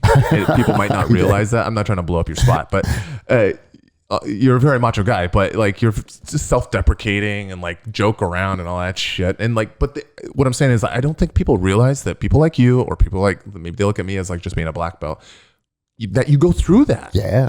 Like that is like, there's something that we deal with too, because I'm sure there's a white belt or someone that hasn't even started training, or a blue belt that still deals with this shit, or whatever. Like it's normal. Yeah, it's normal. And not only is it normal, it's good for you. Yeah. It's good for you to face not only the adversity of the actual training session, yeah, but just like having those internal debates with you and the struggle that comes with it, And, I mentioned earlier that like in MMA FT, it was exasperated, right? Mm-hmm. But there's always a level of like, oh, fuck, man. Okay. Yeah. It's not until I owned my own academy, where I'm now the black belt, that I don't get that anymore, because I'm showing up to my home that I built, right? Yeah. Now that doesn't mean there's not guys there that can fucking push me, like Daniel. Like right. I don't roll with Daniel very much anymore, because I can't, dude. It's gnarly. Yeah. Right? Yeah. But at the same time, it's like I've realized I found comfort, and now I kind of get to pick and choose when I have just rough fucking nights. Yeah. Or if I'm gonna, tonight I'm gonna roll with the blue belts and my white belts. Yep. And so now I get to dictate that. But thinking about that from a white or a blue belt, like when you show up, basically anyone that says, hey, you want to get a round in, it's kind of the unwritten rule that when an upper belt asks you to roll, you accept, right? Yeah. I don't remember. It's been so long now. I don't really remember what it was like being a blue belt driving to practice. I can imagine that. You know what I'm saying? That kind of memory I asked Andrew, my professor, what was it like getting your blue belt? He's a 4th degree. Yeah. So what is that? Like a black belt for 14 years or something like that. I was like, how'd that feel? And it was kind of hard for him to like remember the emotions, because Mamazinho, I think it was Mamazinho. It was either Mamazinho or Rodrigo. Yeah. Just like kind of threw it to him. Yeah. But yeah. And I also, and this isn't necessarily a dig at the coach that I had then, but I mean, I got out of special operations and I was 200 pounds and I was a really good athlete. Yeah. So I found success very, very early in jiu-jitsu. Yeah. I got my purple belt in under 2 years. Yeah. And it was like, at the time I thought that was, fuck yeah, I got this this is working for me. I'm dialed in, right? Yeah. But I got that because I could outwork most people. Once I moved to California, and I'm not outworking these guys, they're outworking me. Yeah. But they also have better technique. Once you're a one, I felt like I was kind of a one trick pony. I could outwork people. Once that doesn't work, your jiu-jitsu shit. Right. Yeah, I remember I told Bushesha, start me over. I was a brown belt when I signed up under him. Yeah. I said, start me over at white belt because I can't be competitive with your guys. Right. And he laughed. He's like, no one can take your belt away, Greg. Yeah. And so like I was a brown belt for over 5 years with those guys because I had neglected a lot of jiu-jitsu just based on athleticism. Just being an animal. Yeah. And I tell people all the time at my academy, like, if you're strong, use your strength. Yeah. That'd be like telling a guy that's fast, don't use your speed. Yeah. Or a guy that has a good gas tank, like, don't drag people into deep waters. But the other side of that coin is just because that's your A game, you got to build the other aspects too. Yeah. So sometimes, like, you ever roll a Jordan, purple belt Jordan? I've only seen him like 3 times, but I know he's like your Casey basically. Bro, yeah. He's been wrestling since he was 4. Yeah. And wrestled all through college. And he still coaches wrestling. He looks 200 pounds. 220. Yeah. There's a reason I've steered eye contact with but bro, man. if you watch him, like, he'll pull into De La Hiva and be like, okay, what's going to happen here? Huge. He is, he's one of those guys that has phenomenal wrestling, but has embraced what jiu-jitsu is. Yeah. And that's, bro, I'm telling you, that's where jiu-jitsu comes alive. 100%. That creates a murderer at that point. Yeah. Because those muscle memory from wrestling will always be there. Yeah. But he starts learning that stuff when, let's say, Casey comes in, which is like our juggernaut.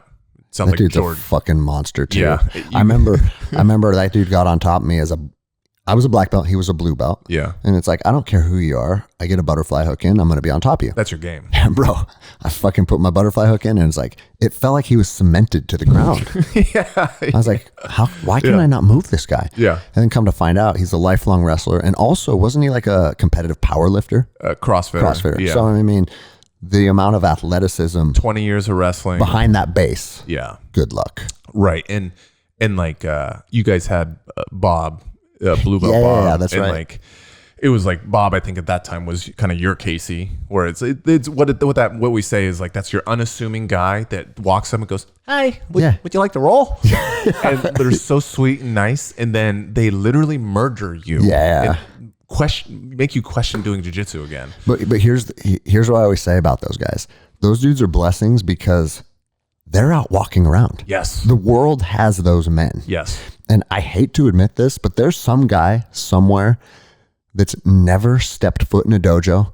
He's never hit a pad. He's never thrown a jab against a pad. He's never kicked a bag. Yeah. He's never done anything. And he could beat the shit out of me. Yeah. That guy's out there somewhere. Right. And I hate that, right? Yeah. But you have to know, man, we're not all equal. And again, like there was one of my buddies was a bouncer at a local club and his partner was a 300-pound Samoan with a shredded 6-pack. And it's like, he's like, dude, when Mo fucking touches people, they go to sleep instantly. And it's like, God, I hate that there's men like Mo out there. Yeah. That's, that's the one where you're like, I'm sorry. Yeah. Just, but at the same time, it's good to know that. Yeah. And it's good to be brought back down to reality. Yeah. Because as a young, 24, 25-year-old brown belt, I thought I was unstoppable. Yeah. Oh yeah, I bet. And you're not unstoppable. In shape. Oh no. There's always someone that has your fucking number. Bro, we got a guy, and you're going to like this dude. He came, his first practice with us was yesterday. He just moved up here from California. And he's a purple belt, and he looks exactly like what a nightmare purple belt would look like. He's probably 6'2", all legs. And he asked me, he goes, "Hey, are you a foot guy?" I said, "No, not really." He's like, "Oh, that's my whole game." And I was like, "Okay, great." But we need that too, right? Yeah. And so he goes, "Hey, you want to get around?" And I knew what that meant. He's a visiting, or not a visiting. He's a prospect. Or I should say, we are a prospect to him. He's looking for a new gym. Yeah. And dude, I got tangled up in some shit that I had to turn it to 10 to get through. Yeah. And then I finally got through and found his arm and was like, okay, fuck, okay. I had a decent showing. And then he pulled me aside afterwards and he goes, man, I'm not trying to sound like a badass, but a lot of places I go to, I don't get pushed anymore. And he goes, this is my new home. That's awesome. You know what I mean? And that's it's great. Like, that's what I want to. Totally. My friend Aurelius, the gym he's part of, Six Blades down in Texas. They have in Dallas Fort Worth. They have a cool saying that I've totally stole. 100%. Good. If once you say it enough times, you can make it your own. Yeah, and it's light vibes, heavy jiu-jitsu. Yeah. Light vibes, heavy jiu-jitsu. I like that, bro. Yeah, it's so sick because the instructor's a house. The Victor Hugo comes through there, like just monsters. And well, and Six Blades is the Shanji. Solo and Shanji Ribeiro, who their names speak for themselves. Exactly. And Shanji's not a big dude. No. Like, I mean, I shouldn't say he's not a big dude. I bet he walks around at 190 or something. Maybe 200. 200? Yeah. When he's like not, he's not doing adult comps anymore. So he was always competitive with everybody. Yeah, open weight, everything. Yeah. I mean, you'll see him when you do Master Worlds. Uh-huh. You guys are right there in age. I got a funny Janji story is that there's a guy, he's a black belt now. He's a very, very good black belt. His name is Omar Sabah. I fought him at the Vegas Open as brown belts. And he beat me, but it was like a tough fight, right? Yeah. And then the next time I saw him compete, I wasn't competing. I was just a spectator at Pans. And this was like 2 months later, right? Mm-hmm. And now he had just got his black belt. And he drew Janji for his first fight in Pans. Sweet. And I remember I ran into him at the acai bowl stand or something. Yeah. And I was like, hey, bro, like you went from fighting dudes like me to Janji. And he's like, bro, that's black belt. Yeah, literally. you know? I know. I did Master Worlds last year at brown belt. I did pretty good. And I don't think that points transfer. I don't think. So most likely, because I'm a first year black belt, this year I'll do Worlds again. But I'll probably be lowest ranked. Yeah. Well, Formiga, Rafael Barbosa, is in my division, and then there's another like big name. This Peter Frank guy. He like flying armbars everybody. He's on flow grappling left and right, and I'm just like, well, it's a cool story. Yeah, let's see where it goes. It's just one of those things where I'm like, Well, here's the thing: like white through brown belt.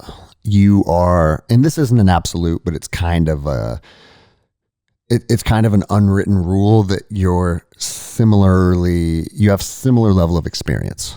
Right. You know what I'm saying? 100%. As soon as you're black belt, man, your black belt is 1 year old and their black belt could be 15 years old. Bro, because this is me, I'm a weirdo. Because next year, I thought I was going to be Master 3 this year. But I'm just barely under, so I'll be Master 2.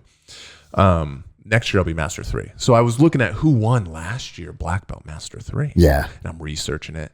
Every guy on the podium was a 5th degree black belt. There you go. And I'm like, here's little stupid balding me coming in with these dudes that, I'm like Eddie Bravo. I don't know if you heard the story when Eddie was like, he would go to comps and he'd be like, there's a Brazilian praying next to the mat. And he's like, dang, he's got God on his side. So he'd like he'd like talk himself out of it. He'd freak out because they're like so, exuberant and stuff like that. And then he'd be like, and then there's a black dude right there. That guy's going to maul me just because he's a black guy. And he would just talk about how he would psych himself out. And that's how I am. I'm like, dude, look at these guys. They look so mean and gnarly, like they just look like super harsh, And I did that at Brown Belt Worlds. My first match was against I think he was 5 ranked guy in the world at Master 2 Brown, and he had neck tattoos. He had dreads. He looked like a Street Fighter character, right? And he like tattoos all over his. He's all ripped up and stuff because the Master Worlds is like the TRT Olympics for sure. Yeah, of course, bro. But I'm in it. It's all good. And I was like, hey, it's cool, man. No worries. Then I'm little old me. I'm rolling up there. Got him though. Nice, dude. That gave me so much confidence. Kind of like what you were talking about earlier about how just having certain rounds gives you confidence and like that helped me dropping in places, because I drop in a lot. Fridays I drop in typically at your guys' gym quite often, and then Sundays I'll cross train as well. And then just randomly, like in my upbringing, I was dropping when I was colored belt. I would drop in at places, but so through that, like my whole journey there from May. So I got my black belt in 5.5 years, which is pretty fast. Yeah, it's real fast. But the thing is about it is it threw me because you would think you would get a lot of confidence out of that, because you're like, I'm progressing, I'm doing well, like all that kind of stuff. But it brings a different level of pressure. For sure. Because now it feels like an expectation. Yeah.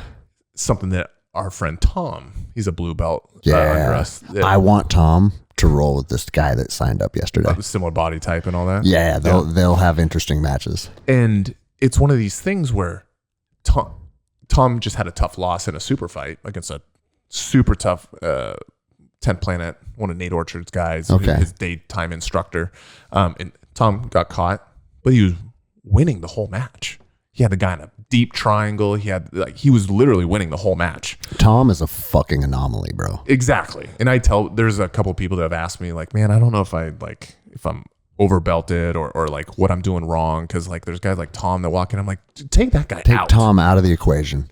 Doesn't like, bro, Tom's been training for 8 months, and I literally have to play my A game to get a guard pass. And he's not a wrestler. Yeah, to get a guard pass, bro. And I'm a good passer. Like, I know I'm a good passer. Yeah. And dude, like me and Tom's last round, and Tom got his blue belt in 8 months. Yeah. And that's probably been 3 months ago. So, I mean, he's coming up on a year of jiu-jitsu. Yeah. And I'm at 20 years. And I have this fucking like very competitive round with him. And then at the end, he's like, hey, professor, you have any tips for me? I'm like, Tom, right. I don't know if you're trying to like secretly talk shit to me, or I was like, it just took everything I had to get one guard pass, and then you regarded. So I mean, I didn't even get to fucking latch onto one of your arms. Yeah. Like you're doing everything right, dude. Yeah. Yeah. He'll do the same thing with me. He asks me every time, what should I do better? But the thing is, that's also why he's Tom.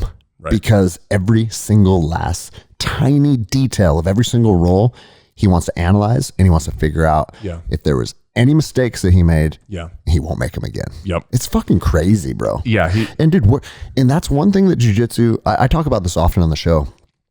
Jiu-jitsu establishes a pecking order, right?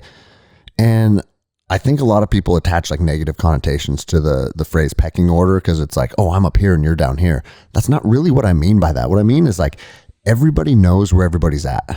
And when you know where everybody's at in the room, everyone can just kind of, all right, this dude kicks my ass. This dude, I kick his ass. And then there's everything in between. And there's a level of comfort that comes with a group of men that know that about each other. And fucking A, it is what it is. I could hide from Tom, because do I want my students seeing me struggle with a fucking 2-month blue belt? Well, I could hide from that. Or I could just say, hey, Tom is one of those guys, and we're not all equal. And Tom was blessed with, he's super analytical and his body is perfect for jiu-jitsu, and he presents fucking problems. Yeah. So what do you do with that? Do you hide from it, or do you face it? I have no fucking doubts that 1 year from now, that motherfucker will probably be triangling me at will. Right. And that's life, bro. Yeah. When I saw him, so we just mentioned Casey. I saw him triangle Casey. And I didn't even know that's humanly possible. Right. Well, I think there's definitely a body type that has to happen, but because Tom's kind of long and lanky, but strong too. He's actually got a decent amount of muscle on him. Yeah. So if he listens to this, he'll probably start working out because I called him lanky. He's that guy. I joked with him, said, "Hi, looking a little chubby," and he like body dysmorphia just melted him. He went and did Murph the next day. I'm gonna try some of that psychological warfare. Do it. Next time we roll, I'll be like, Tom, like, you're feeling a little sluggish. What's going on? Soft, a little doughy. And you just watch as you're passing. He just can't stop thinking about that, and then you pass his guard because of it. And then he regards in the weirdest fucking ways, man. Yeah. His knees to chest is like, there's a pure like a natural discipline of things that take a decade to do. Somehow he has it intuitively already.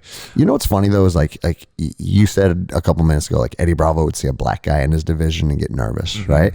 And it's like, you can't say that because we're all the same, right? We're not all the same. And what I have found in jiu-jitsu, and Will appreciate this because he always listens to the podcast. But dude, when you have a fucking Islander in your division, yes, bro, I see a guy from Guam in my division, aka Josh Calvo or their fucking crew. Yeah, man, it's a fucking nightmare. Yeah, and it's just their culture, the fucking Islander culture. They are here to fight, man. Totally, and they like it too. Yeah, it's in their blood. Yeah, because like, dude, I know myself very well, and I know how I perform under pressure. But I've also, like, dude, and I don't have to lie about this because I'm comfortable with who I am. I've been fucking broken on the mats before too, like mentally broken by guys that it's just beating the fuck out of me. Everything I try doesn't work, and you start to allow that frustration to settle in. Yeah, and then it's like, okay, I'm feeling these like fight or flight emotions. My fight's not working. I can't outfight this guy. I kind of want to just get the fuck away. Yep. And I hate that about myself, bro. I keep going. No, I'm just saying, like, that's one of my proudest things that I've taken from jiu-jitsu is I've been able to hone. Yeah. You know, they say you can't teach heart. I think you can. Yeah. Because you put yourself in enough terrible situations, that anxious response to losing a fight, it gets to the point where I'll have conversations with myself now. And if I start getting my ass kicked, it doesn't happen very often anymore because there's just not a lot of guys that can kick my ass. But when they are, man, I still have to go through those emotions and talk to myself like, bro, you're in an academy and these guys are your friends. Yeah. You're not going to get hurt. So fucking stop allowing these emotions to take control of you. Take a couple deep breaths. And I don't care if you're in a good position or a bad position, start to think about the path to getting to a better position. Yeah. So it's like, okay, oh, fuck, dude. Okay, this is what I have to do. And then I kind of get dialed back in. Yeah. But I think a lot of men have that in them, but some men don't. Like Diego Sanchez doesn't have that in him. Right. It's just not in him. Yeah. He's there to fight you 100% in any fucking exchange, any position. And I think the island community, they're fucking almost impossible to break. Right. Because, dude, you know exactly what I'm talking about when I say, like, you can feel someone's spirit start to break, and that's when you know you've won the match. Yeah. Especially, like, and at black belt, you start to pick up on all these little details. Like, if I'm on top of someone and I can just feel them, like, starting to pant, or I can see a look in their eyes and they want out. Yeah. Gotcha. Yep.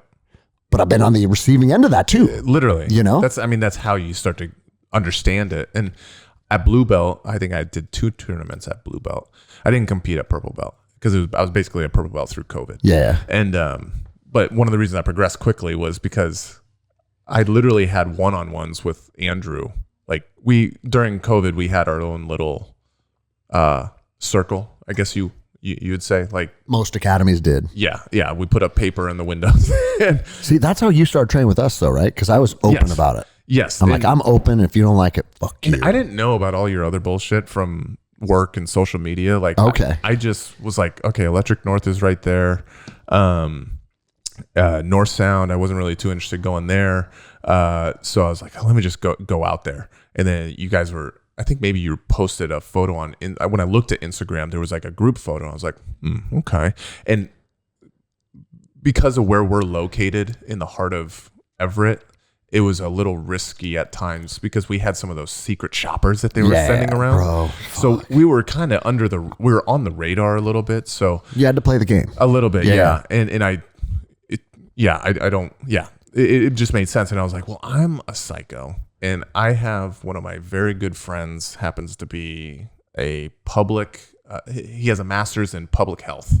So he's a physician and basically called everything out from the very beginning. He wasn't very loud about it because he can't be, but he basically predicted every fucking step of the way. And so I felt comfortable cross training. And bro, that's what I told people too. I was like, I'm not a fucking doctor. Yeah. But I'm someone that needs to train. Yeah. And if you're not comfortable training, the solution is don't come train. Yeah. You know? Yep. And that's when I came over. So I was able to like, get cross training, but then I was able to do like essentially one-on-ones with my professor, and like that the amount of jump I can have in that kind of atmosphere is huge. But at blue belt, so I had that fight or flight, and I picked flight. I was up, I think it was 6-0. And I had just taken down the guy, and he had like imagine like an omoplata, but instead of my arm being at his hip, I actually had it in his crotch. So he didn't have my arm, but he was a tall, lanky guy. So he had a good bite on like my shoulder, and just my elbow nub is in there, but I was so exhausted. Yeah.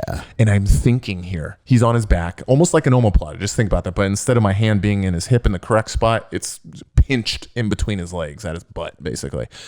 And I'm thinking to myself, why the fuck am I here? Yeah. Why am I here? I don't even like this. Dude. I'm literally telling myself this the whole time. Andrew's yelling at me. He's like, dude, just pull out. Like, because I literally could have literally left like the gymnasium if I wanted. And I'm just sitting there like, you just get up and walk out. Literally thought about it. And I'm just thinking, why the fuck am I doing here? What am I doing here? And then he's trying to pull my arm in so then he can like go a triangle. Yep. And I'm just slowly letting him pull my arm, and I'm thinking about it, and I'm like, maybe I'll just sit here and I'll just let him take my head. And then boom, I let him put me in a triangle. I gave up. Yeah. And I've had people tell me, be like, man, you didn't give up. I'm like, no, fucker, I gave up. Yeah, like, bro, I had that conversation with myself. In my brain, in my head. Well, I literally bro, did like, that. and I guarantee you there's someone listening like, that's fucking weak. Yeah. Right? Bro, you see it in the UFC. Yeah. Who are the toughest fighters on the planet. And you'll see guys reach that point where they break and give an arm. Yeah. You know what I'm saying? Yeah. And dude, I don't look at that as a weakness, because it's like, I honestly think, dude, we're like hardwired. Yeah. And it reaches a point where it's like, dude, the fight is lost. Yeah. And I can sit here and sustain more damage, or sit here and fucking feel these emotions, or I can just be done with it. Yeah. And I don't care how tough you are. Sometimes I just want to be done with this feels like what your mind and your body are telling you to do. Yeah. And bro, it's a tough thing to fucking emotionally deal with. And that's that wall that people, you kind of said this earlier, is people need to find that wall. Yeah, dude. It'll make like you can't teach heart. Great marketing ploy. I get it. Sick. Hyperfly. Good job. But the Diego Sanchez reference, you might have someone that's on the opposite end of that spectrum. Sure, they might not be able to be taught how to be Diego Sanchez, but halfway there is pretty damn good. Fuck yeah, bro. Especially for that guy. Well, and bro, that's like, I mean, I get memories on my phone now that are posts from 7 years ago of sitting in the ice tub. And it's like, that for me is a big part of honing the side of my brain that wants to quit. Yeah. And bro, I went from, just like everybody, you get in ice water and it's like, oh fuck, this sucks, I want out, right? Yeah. To where I can get in now and just be like cool as a fucking cucumber and sit there for as long as I want. And I've actually dialed it back quite a bit over the last couple of years, where I do 2 or 3 minutes, because I feel like I'm maintaining now. Yeah. Right. Yeah. But there was times when it's like, you're going to do 20 minutes today. Yeah. And it's like, why are you doing 20 minutes? Because you don't want to. Right. And I ended up fucking myself up. My fingers went numb for like 6 months one time. And I was like, okay, this is now, like the saying goes, there's a fine line between hard and stupid. And I was starting to encroach past that line into the realm of stupid. Right. But at the same time, putting yourself through adversity is where you find your breaking point. Yeah. And it's a good place to fucking meet yourself. And I'm happy I look back and I'm happy I hit that point, because a lot of people won't find that. And once again, I was really out of shape at that point. I think I was doing the 210 or 205 division, whatever. I'm 175, 178 pounds now. So I lost a lot of weight only through jiu-jitsu. I don't lift. My wife lifts. She makes fun of me.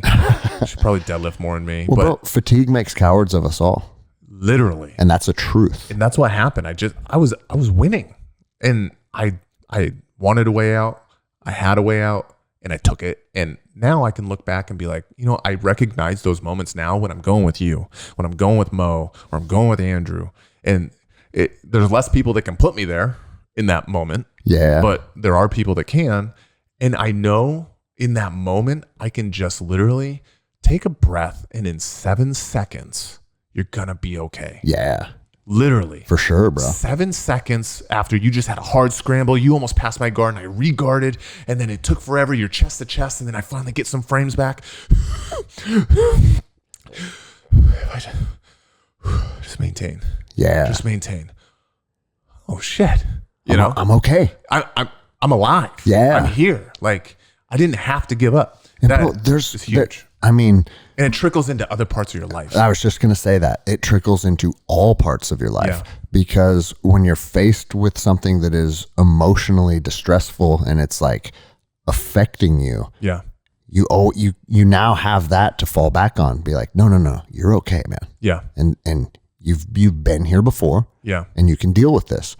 That is, in my opinion, that's one of the reasons why, dude, jiu-jitsu's not blowing up because it's it's kind of a cult, right? Oh, there's a little bit of cult-ish things there. But I tell people, I said, you give 90 days of jiu-jitsu and it'll give back to you the rest of your life. Yeah. You train for 3 months and you never step foot on the mat again, you're going to gain some tools and some capabilities and some understanding about yourself that will help carry you for the rest of your fucking life. Yeah. And so, like, I tell the students all the time at Electric North, like, where your jiu-jitsu is going to serve you off the mats is it's unlikely it's going to be in a physical altercation. Yeah. It's going to serve you in all these other capacities. And that's one of them, dude, is learning to deal with those emotions. There's going to be a 30-second point in your life that you wished you did that 6 months or that 3 months or that year, or you just started at some point. There's going to be a 30-second moment, like Half says. At some point, some motherfucker is going to try to take something from you or your family. Yep. What are you going to do? No bullshit. It's strange to me that society has kind of lost touch with their men being our protectors. Yeah. And being the person that's supposed to be capable of defending and protecting. And if you don't have, you know, Rogan says it all the time about how, like, you know, there's gym bros are like, dude, I just see red and start swinging. And it's like, dude, it doesn't work in real life. I had a guy at one of my places I work with. He was a power lifter, and he said that. I go, dude, just come. Yeah. They never show up. Of course they never show up. This dude showed up. There you go. This dude showed up, and I had him go with Kyle. He's a black belt now, but at the time he was a purple belt, and because he wouldn't go with me, which was weird. I was a blue belt, and but we were doing grip breaks for a warm up, right? Just literally grab, pop, right? Grab, pop. Yep. Like that was it. He was getting tired during that, and he was yoked, but his heart like almost couldn't handle it. You know what I'm saying? And he's getting tired, and he's like, I don't know, maybe he could feel like a proper grip break or something. He was like, oh, you're too strong or something. And I was like, okay, Kyle looks like he's a tall, lanky kind of nerd. He's not nerdy. Kyle, you're not nerdy, but he looks a certain way. And I'm like, okay, go with Kyle. They spar, and the guy obviously goes Tasmanian devil. Of course. Kyle just takes his back immediately with an arm drag. He just sets guard and just pulls him in. And the guy starts doing a plank with Kyle on his back, and Kyle just starts sinking his hips into his lower spine, and the guy's arms are shaking. He's just trying to hold like a plank. It was so weird. And then you see Kyle's ass cheeks just start clenching because you know that he's like putting so much pressure in his lower back. And then the guy, he's not tapping him. He's not choking him. He's just literally riding him. Yeah. And then the guy just collapses and then taps. And I was like, there's like 5 more minutes left. Like, bro, you're not getting choked? Yeah. And he's like, I was like, you can't tap to that. Like, that's not real. Yeah. And he's like, okay. Gets his breath for a minute and a half. Does it, like, goes Tasmanian devil again. And Kyle takes his back again and just literally holds him. But the guy's like trying to like swing around and all that. And Kyle's just riding him like a backpack. And he completely blows his wad. Can't do anything. Taps again. Just a back control. And I'm like, dude, you cannot tap to your little sister being on your back. That's what you're doing. Yeah. And he's like, he literally feels like his heart's going to explode. Because the whole time leading up, he said, dude, if I get going, you can't stop this. That's what he would say at work. And then finally, bro, people have these fucking delusional expectations of what they're capable of. Yes. And it was just incredible. So then he cardio taps again. So 3 cardio taps, goes to work the next day.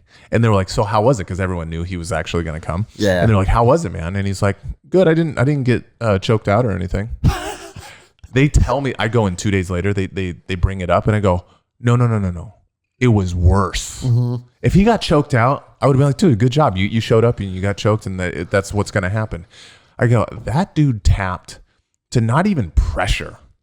It's like control. Yeah, it's tear down from pressure. Yes, and I explained that pressure tapping is kind of like a little bit of a like, ugh, that's embarrassing. Well, Boucher used to always say, if I can make you tap to pressure, I've touched your pride. Oh gosh, exactly. Like it's coming out of your butt at that point.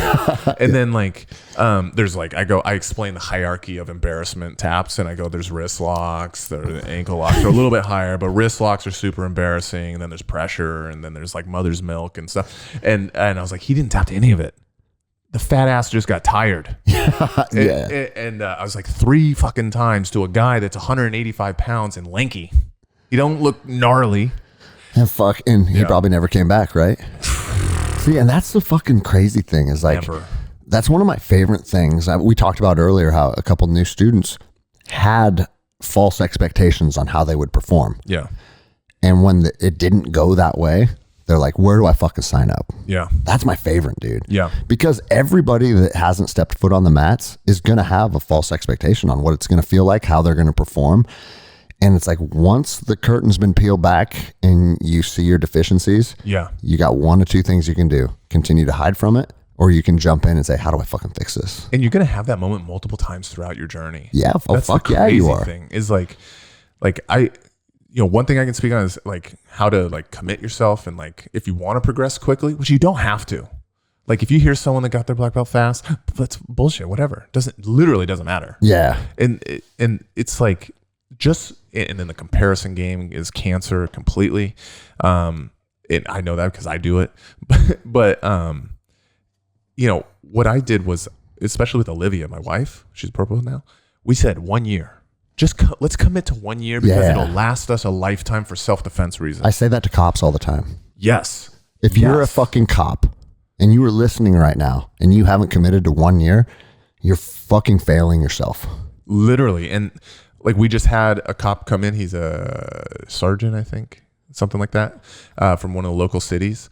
And, he came in and I literally, like when cops come in their first day, I don't like sub them a ton of times, but I do just outposition them, not let them get up. Yeah, just make them realize like, dude, I can fucking just hold you here like a baby. And I tell them, I'm like, now I'm a black belt, so it like you can be like, oh, you're a black belt. If I'm a high school wrestler, I could do this to you. Yeah, 100%, bro. Like not Casey, I'm not talking about them or Jordan. Yeah, I'm talking about a guy that wrestled for 4 years and maybe did some club wrestling. He could and wasn't even very good. No, and he's not completely fattish. Maybe if he's fat now, he could hold your ass down because he's gonna be 250. But and I just hold him down, and it's like, you're a fucking liability, dude. Yeah. And we did a podcast with he's a DT instructor over in the Eastern Washington. He's a brown belt, one of our brown belts, and he explained it perfectly. It was like episode 15 or something. It was a while ago, and he explains, he's like, what happens is these guys, the reason we see so many shootings is they get so freaked out because they think they can take someone down, and some drunk ass throws them on their head on accident, basically. Mm-hmm. And then what do they go to? Yeah.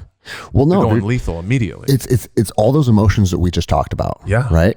And I tell the team this all the time. Like, if you got fucking Daniel on top of you doing mother's milk, and you're feeling and for those of you that are wondering, because we've referenced mother's milk a couple times, it's when you just pull someone, you mount them and you want to do it real quick? yeah, so you can get a video reference.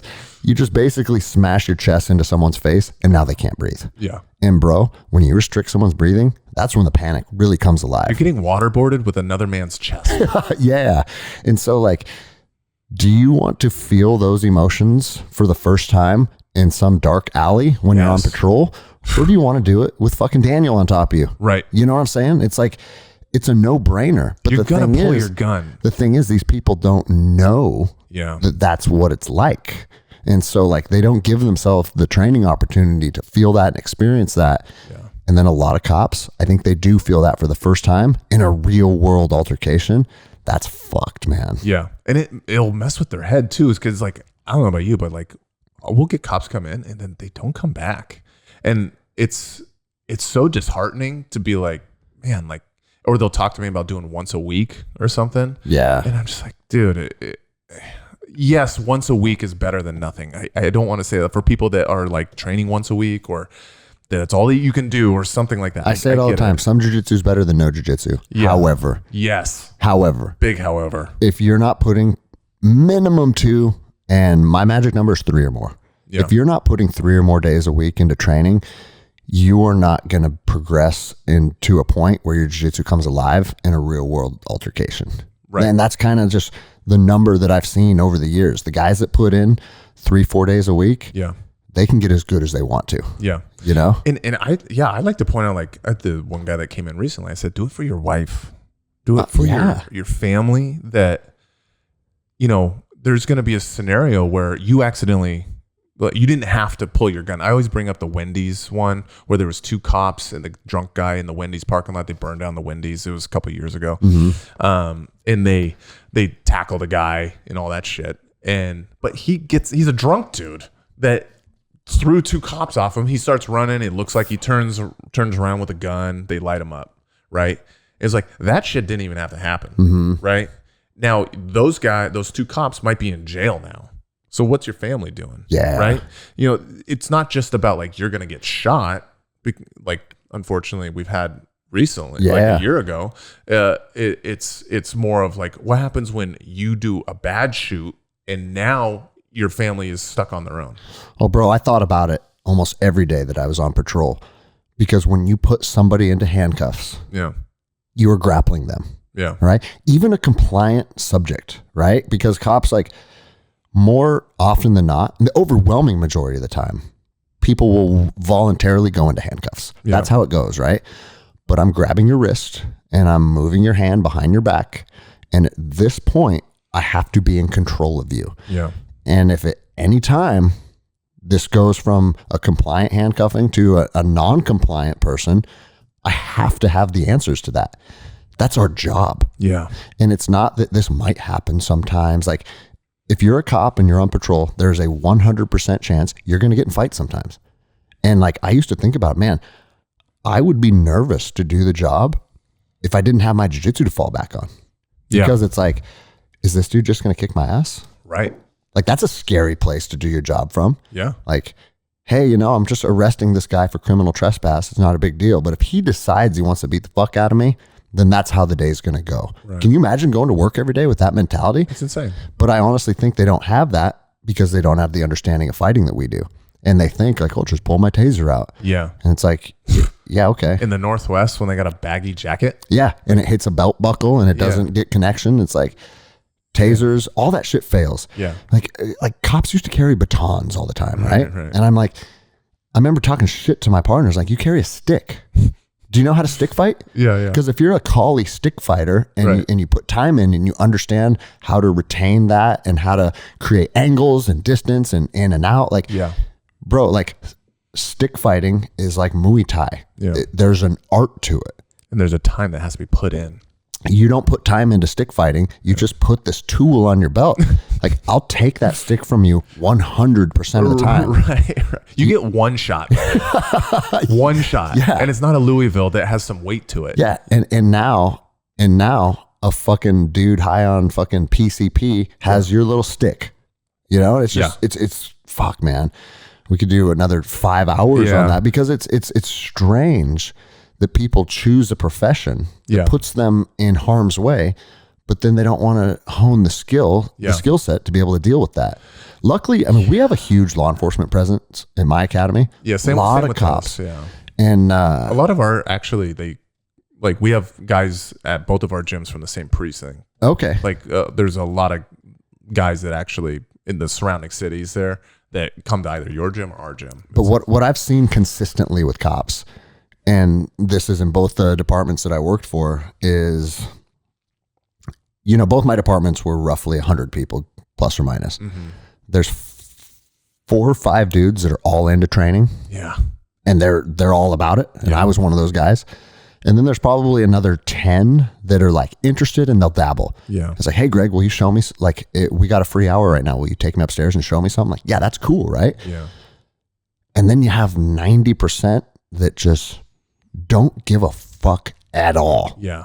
And it's like quarterly training and I'm trying to teach them how to shrimp. Like, why the fuck am I sliding up and down the mats? This is stupid. And it's like, insanity. Okay, I guess you don't want to get back to a safe place when you're underneath someone. And, so I progressed quickly, but it was because I have mat time. My mat time is we tried calculating it one time. Like on my Instagram, I post a story every time I train. So I'm keeping track this year of how many sessions I did, and I'm at 116 right now. And bro, you are fucking a data nerd, huh? Yeah, a little bit, because I'm like, okay, let me see. I do 2 hours every time I train, and then I'm like, okay, I always do at least 3 rounds. Yeah, but I'm typically around that 5, and then so I train 2 a day on Monday. I do a day class, and then I do a night time, and then I take Tuesday off. Then I train Wednesday during the afternoon, and then sometimes I train at night. So there's a 2 a day there. And then I train Thursday, Friday, Saturday, Sunday. And I tell people, like, if like a cop, like, do that for a year and you'll be unstoppable. I mean, you like sacrifice that shit for your, like, you're going to go to school, get your bachelor's, because you can get a jiu-jitsu bachelor's in a year if you train as much as I did. Like, maybe you can't do the 2 a days. I get that. But once again, for your family, you know what I'm saying? If you really, truly want to obtain some skills, put some fucking effort into it. And bro, you want to know another thing that is great for cops that people don't talk about very often is inevitably cops hang out with cops. Yeah. Their peer groups are cops. Their barbecues are a bunch of cops. When they are watching the game, it's with a bunch of cops. Yeah. And bro, like, and I'm not even talking shit on the profession because I have a lot of friends that are cops. Yeah. But there is a lot of negativity and there's a lot of darkness, and there's inevitably, if you're hanging out with a bunch of dudes that you're in the department with, around in the fucking living room at night, it's like, you know what the fucking chief said to me? Yeah, he fucking blah, blah, blah. And then he changed the policy, and it goes into cop shit. Yeah. Cops talk about cop shit. Take yourself outside of the circle of cops and interject yourself into the community, because that's what jiu-jitsu is. Jiu-jitsu is a little bit of everybody. Yeah. Right? Mm-hmm. And it's like, I've actually had cops be like, dude, I don't feel comfortable training because there's felons there. Yeah. Bro. So what, dude? Like, go train with felons. You'll probably find that some of them are pretty cool, right? Yeah. Like, and not only does that help your, like, just your overall mental health as a police officer, because you're detaching from the profession now. Yeah. But I also think it's good for the community, because there's so many people at my gym that are like, man, fucking so-and-so's awesome. Dude, he's a really nice guy. Like, I didn't really know any cops. Yeah.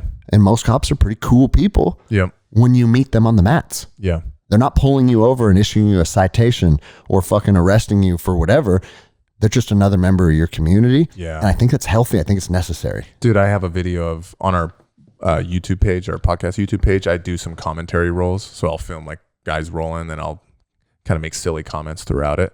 And one of the more viewed ones is cop versus stoner, because it's one of our cops against one of our stoners. And it's very obvious, and it's funny because actually just today there's a guy I was telling you about, the federal cop, or he does federal land and stuff like that you had met recently, and he was there, and then so was that stoner, and the stoner was like, man, I was trying to tell Christian, you know, he's a cop, and he's like, I was trying fuck the police and stuff like that, and he was laughing, and then that guy was standing right behind him, and I was like, oh, you should say it to him, and he's like, he's a cop. And he's like, yeah. He's like, oh, you're super cool. It's like, yeah, you're Hunter, you butthead. Just call him out. No, man, I've been saying it ever since I launched this podcast. It's like, there's a percentage of cops that are kind of douchebags that have given the whole profession a fucking a stereotype. But when most cops on a human level are pretty cool people, or just just normal, down to earth people. They want the same shit as everybody else. Yeah. It's just a job. Yeah. You know? Any group of people will have douchebags. Yeah. Jiu-Jitsu. Yeah, 100%, dude. Military. Yeah. A lot of people think veterans are like the saving grace. Bro. But my friend Aurelius will tell me, he'd be like, I've been fucked over by a lot of veterans. Bro, Let me just tell you that. The veteran community is a strange one for me because I'm part of it, right? Really? But you see a lot of fucking people that think that because we went to Afghanistan in 2003, that makes you something special. Yeah. It doesn't make you fucking anything, dude. Right. It's something you did 20 years ago. And I don't care if you were good at it then or whatever. It's like, that's a phase in your life. And I hate to break it to you. It's over. Yeah. You know? It's over. Yeah, it's over. It's over, buddy. It's been over for 20 years. Yeah. And in my opinion, and bro, I've had 6 teammates commit suicide. I'm very familiar with watching veterans go down dark fucking paths and not be able to reintegrate into society. And 9 times out of 10, it's not like, fuck, man, remember when we shot that guy and those kids got killed? Like, it's not that kind of stuff. Yeah. It's like they just can't put that phase of their life behind them and move on to something new. And again, bro, jiu-jitsu. Like, jiu-jitsu is a great tool for people that are trying to move past jiu-jitsu, dude, for addicts, fucking veterans, people that are stuck in some negative cycle. It's the tool to be able to break that negative cycle and put them on a new path, dude. Yeah.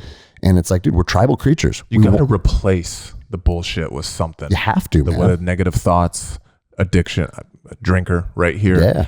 I would drink a 6-pack on the way to jiu-jitsu. Oh shit, dude. Literally. Really? 100%. Dude, we literally had this conversation on Friday night after practice. Because we were talking about what drugs. Me drinking?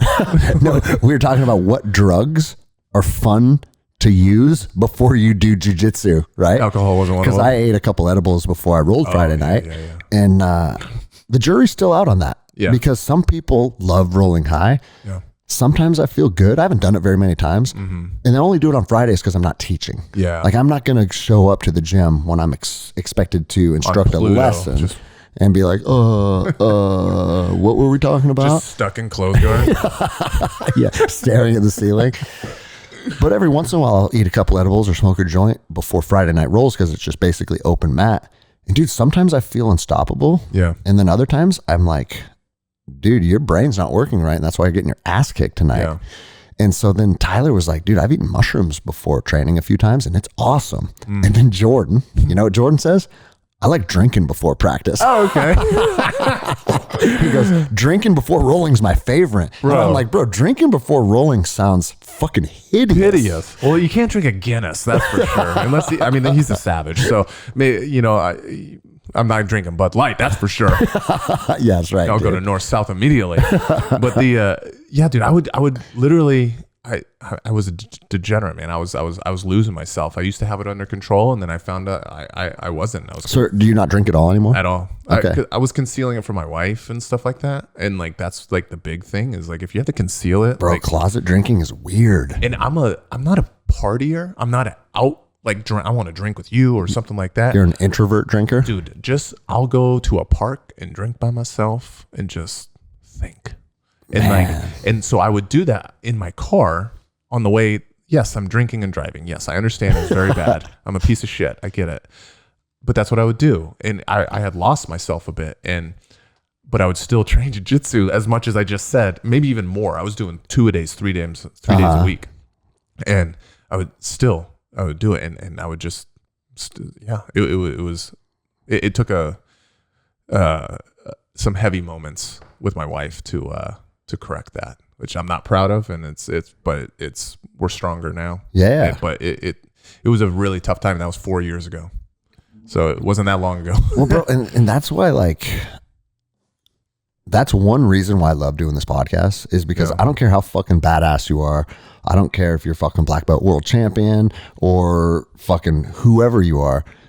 There's a lot of darkness that almost every single person has had to navigate through to get to where they're at. Yeah. And dude, I get people all the time tell me like, bro, a guy like you went through that? And I was like, dude, there's not a guy like you or a guy like me. There's just being a fucking human being. And there's an ebb and flow to this life. And all of us at some point in time are going to find ourselves in that fucking dark place, feeling like a piece of shit. Our actions are not going to be congruent with what we know in our heart is the right thing to do. Yeah. And you got to work through that. And dude, when we sit down and we talk about this and we put that out to the universe, what that does is it allows other people that are either currently in that path or maybe have walked a similar one. Yeah. They're able to say, fuck man, I'm not alone. There are guys that had to fucking go through this. Yeah. Like, I do need to fucking get better. I do need to work through this. Like, dude, I had a guy literally on, it was Monday night practice. And I said, where the fuck you been, bro? I haven't seen you for a couple months, dude. I said, we were talking about you last night, saying, where the fuck's he been? And after practice, he goes, hey man, I'm just going through like a real rough time in life. And, jiu-jitsu got put on the back burner, and I realized that was probably the worst thing that I could do. And I said, bro, trust me when I tell you, when you're in that dark spot, jiu-jitsu needs to be the priority. Because I'm not saying jiu-jitsu fixes everything, but one thing that it will do 100% of the time is for those 90 minutes you're with the team, all your bullshit is put on the back burner, and it allows you to just kind of reset. And he goes, man, I never thought a guy like you has went through bullshit like this too, like depression and stuff. I was like, bro, anybody that says they haven't went through that shit, I think they're lying other than Jocko. Right. Yeah. I feel like Jocko's probably just been fucking on the path since he was 17. He's got that sword sharp. And he's just fucking going for it. Right. But like, bro, I've had my fucking Glock in my mouth at times, just hating who I am. And I really like who I am now. Right. Like, so there's a path to get out of that. And you just have to be willing to put the work in. And I'm telling you guys, like, the mats are a great place to put that work in. They're not the only place. Nope. People work through it in a lot of different ways. But if you haven't found a tool to work through your bullshit, I'm telling you, if you try jiu-jitsu, you will be surprised at how well it works. Yeah. And, you know, there's stuff with my wife that I needed to stop drinking like I was. And to me, I'm like, well, if I can't, I put a marker out there. I was like, okay, I'm going to just stop for like 30 days or 60 days or so. It was something like that. And then I started concealing from her within that. And I was like, oh, yeah, I got a problem. I can't. Yeah. You're dumb. and so that was the big one. She just lined up the bottles outside my bathroom when I was taking a shower after jiu-jitsu. It's like, look what I found. They were in the trunk. And she just lines them up. And I usually don't talk about this, so it's kind of crazy I am right now. But, and I was just like, okay, I'm done. Yeah, you got me. Completely cold turkey. Jiu-jitsu replace, like, and that was another thing that kind of helped. So there's the wife stuff. But then jiu-jitsu was like, I feel better when I don't drink before jiu-jitsu or even the day before. For sure, man. We're middle-aged. Like, I feel it the next day. Yeah. And then, you know, when I treat my body better, I can do harder rounds. I can get better at jiu-jitsu. It's not such a battle like the battles of like, do I really want to go today? Those are easier to deal with. Yeah. Because I don't eat bullshit. Okay. Training partners might call me out. I do have a sugar tooth. I think it's called sweet tooth. I'll crush some Henry's donuts, bro. I'll crush some Henry's donuts. But I did with my shitty diet, I did back myself into gastroparesis or something like that. So Chris just makes fun of me now. Well, bro, and that's also part of life, dude. Yes. You know what I mean? You got to fucking, and I'm as guilty of it as anyone. It's like, I ate steak and apples for pretty much the last year. You're right. You know what I mean? Yeah. And got fucking ripped and felt good and was like, dude, this is my new diet, right? Yeah. And then life happens, and I haven't been eating clean now for probably 6 or 8 weeks. Yeah. And I'm not eating fucking pizza and shit at night, but at the same time, I'm not dialed in. Yeah. And before I know it, I look at myself in the mirror. I'm like, see, that's what you look like because you're not dialed in. Yeah. And it's funny too, because some people are like, you still look great. What are you talking about? And it's like, the path is not what you look like at any given time. Mm-hmm. It's who you are in comparison to who you were yesterday. Yeah. And if you're going up, then you're succeeding. But if you're going down, you're failing. Yeah. And so that's something I always have to think about. And it's like, okay, I already know, and I'm like anyone else. I make fucking excuses. Bro, building the new academy has been consuming every second of my fucking life. I bet. And it's like, I'm just kind of putting a lot of things that I usually prioritize on the back burner while I'm focused on this. And I'm like, as soon as the academy's done and everything's up and running, I'm going to dial everything else back in. Yeah. You know? And I don't think that that's necessarily the best way to live, but I also have to be kind of realistic too. Yeah. You know? Yeah. And so like, I've been through this cycle enough times. I have no doubt that like in a couple weeks, I'll be like, okay, time to get fucking dialed in. This is your diet. This is your workout. This is how much water you have to drink every day, and just kind of map out what the path to success looks like. Yeah. But I don't think anybody, again, probably other than Jocko, is immune to falling off the path. Yeah. That's just fucking life. You just have to know you have to get back on it. Yeah. Because if you don't, fuck, man, you become like all these other NPCs out walking around that just fucking like have no self-worth. They have no physical capability. And it's just like, I honestly feel like a overwhelming percentage of our society is just going through the fucking motions every day, man. 100%. That's why it was so big for us to get out of that rat race and just pull ourselves out and realize what we need monetarily, and then what was important to us, which was our time. Yeah. And now we feel richer than anybody, you know? And I'm sure we're going to talk NPC stuff when I'll be on Tyler's podcast in 2 weeks. Did you already record that, or you're going to go on? I'm going. Yeah. Okay. I don't know how like he launches it or whatever, but I'll be on that in a week or two. The compassionate Viking. Yes. We'll be going deep, homeboy. It's cool, man, that Tyler, like, he did my show. I mean, he's probably done my show 5 or 6 times now. He's almost a regular, but people love Tyler. Yeah. Yeah. You know, so he's like, fuck, I guess I'll start my podcast and see what happens, you know? It's just chopping it up. And like, I'm one of those guys that I will talk about whatever. Yeah. And like, I'll entertain anything.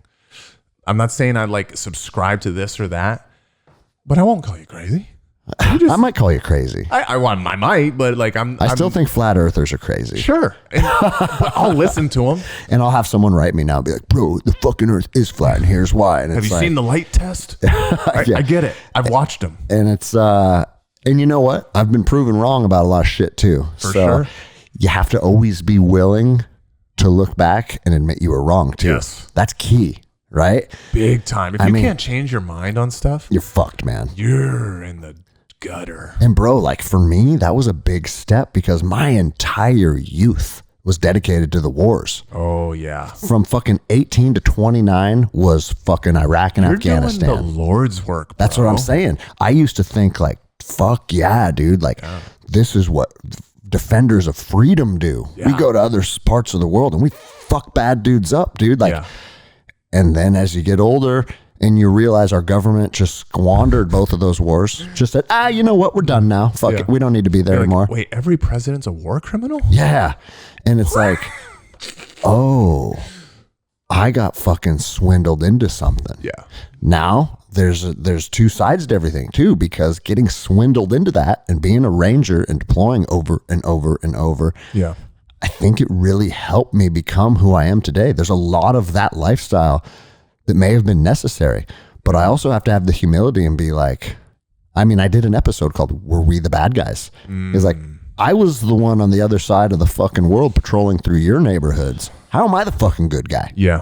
You know? Yep. But I'm at peace with all that.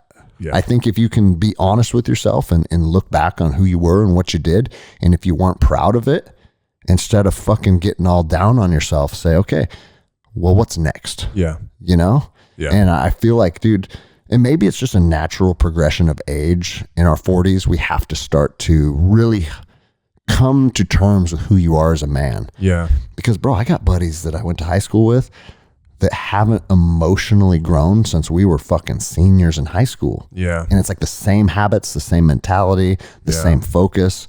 Nothing in their life is going well for them. Yeah. And it's like, well, that's the other side of the coin. If Yeah. you can't use whatever experiences you've been subjected to grow and become better. Yeah. You know? Oh yeah. I got a buddy that he used to poop in the shower and like Just waffle stomp it down. he would literally go full river dance in the shower. And it was like, man, you got to stop doing that. And Yeah. it's just- Bro, you're 25 now. Yeah. Okay? That's literally. That's what 3-year-olds do. Dude, what? And I know we got to wrap up. I'll finish on this. This guy, he once So he had to. We lived in a house. There was 6 dudes in a 2-bedroom house. So the math checks out. And there was me and another guy named Bill that shared one bed. So it was 2 Bills in a bed. Okay. And then there was, I won't say but there was another guy, 2 other guys in the other bed, and then the couch surfers. And I remember he gets up and he's like, oh gosh, he's stretching, and he takes his dog out to go to the bathroom. And it's because, remember, this is the shower pooper. So he's a little bit of a monster. Yep. And he goes out and he lets his dog go pee, and he's like, damn, it's cold out here. But it was August. It was weird, but the wind was just so freaking cold. He was like, it was like blistering. So then he goes back in and he walks into his bedroom, and he sees, and he's like, his bedmate, which is like a 6'4", 250, big boy. There's a huge wet ring on the bed because big boy pissed himself. He got super drunk and like pissed himself. And then my buddy realizes that the reason it was so cold is because it pissed all over him. Yeah. He slept in the urine the whole time. And he goes, and I remember I woke up and I was like, hey man, what's going on? And he's like, oh, he's pissed on me again. I was like, because our friend kind of did it a lot. He got too drunk. Jesus. And he's like, yeah, he pissed on me again. I was like, oh man, you got to go shower. And he's like, yeah, I'm going to eat this bowl of cereal first and I'll go in there. Priorities, bro. It ain't cereal. Went and made a bowl of cereal and ate it on the porch. And I don't even know if he took a shower. Jesus. If I could be honest. He probably took a dump in the shower. And that's what I'm saying. We ain't all the same, man. We ain't cut from the same cloth. You know, like, all right. So I got one more story, then we got to wrap it up because I got to go teach jiu-jitsu here in 25 minutes. And your wife's standing around outside. Yeah, but very similarly, I had a buddy that was renting a room from my house, and I walk in there one day, and there's like 20 dog turds on his floor, and they're rock hard. They're rock hard. Aged.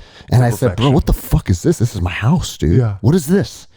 And he goes, dude, no, bro, it's not a big deal. I said, it seems like a big deal to me.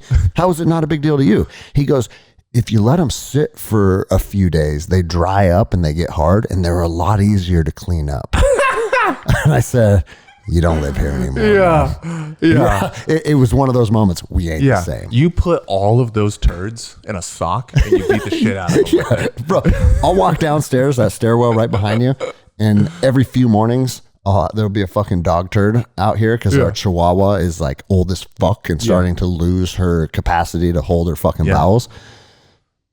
And every morning is the same thing. When I see a turd, I'm like, fuck, dude, I don't want to deal with that turd. Yeah. However, it now has 100% of my focus until it's cleaned up. Pretty fucking simple rule of being a human being. Yeah. All right, bro. Well, where can people find you? Tell them your podcast, your Instagram, all that shit. I'll put it in the show notes below, and then I got to get the fuck out of here. So Grappling with Podcasts on YouTube, Spotify, all the normal podcast things. That's Dr. Chris and I. We do our thing. It's health, wellness, jiu-jitsu, grappling, like I said, psilocybin, testosterone. We have his wife on the naturopath. We talk about women's hormones. We kind of go through the gamut. Sometimes I'm just a silly goose. So good, man. Like the last episode, there's a lot of butt talk because like my proctology exam.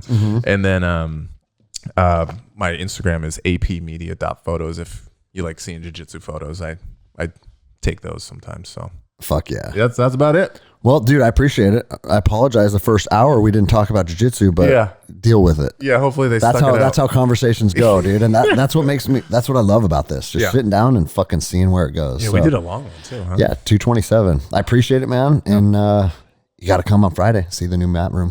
It's in. I'm ready. Oh, look at that. Time to go. Dogs are going nuts. Time to go.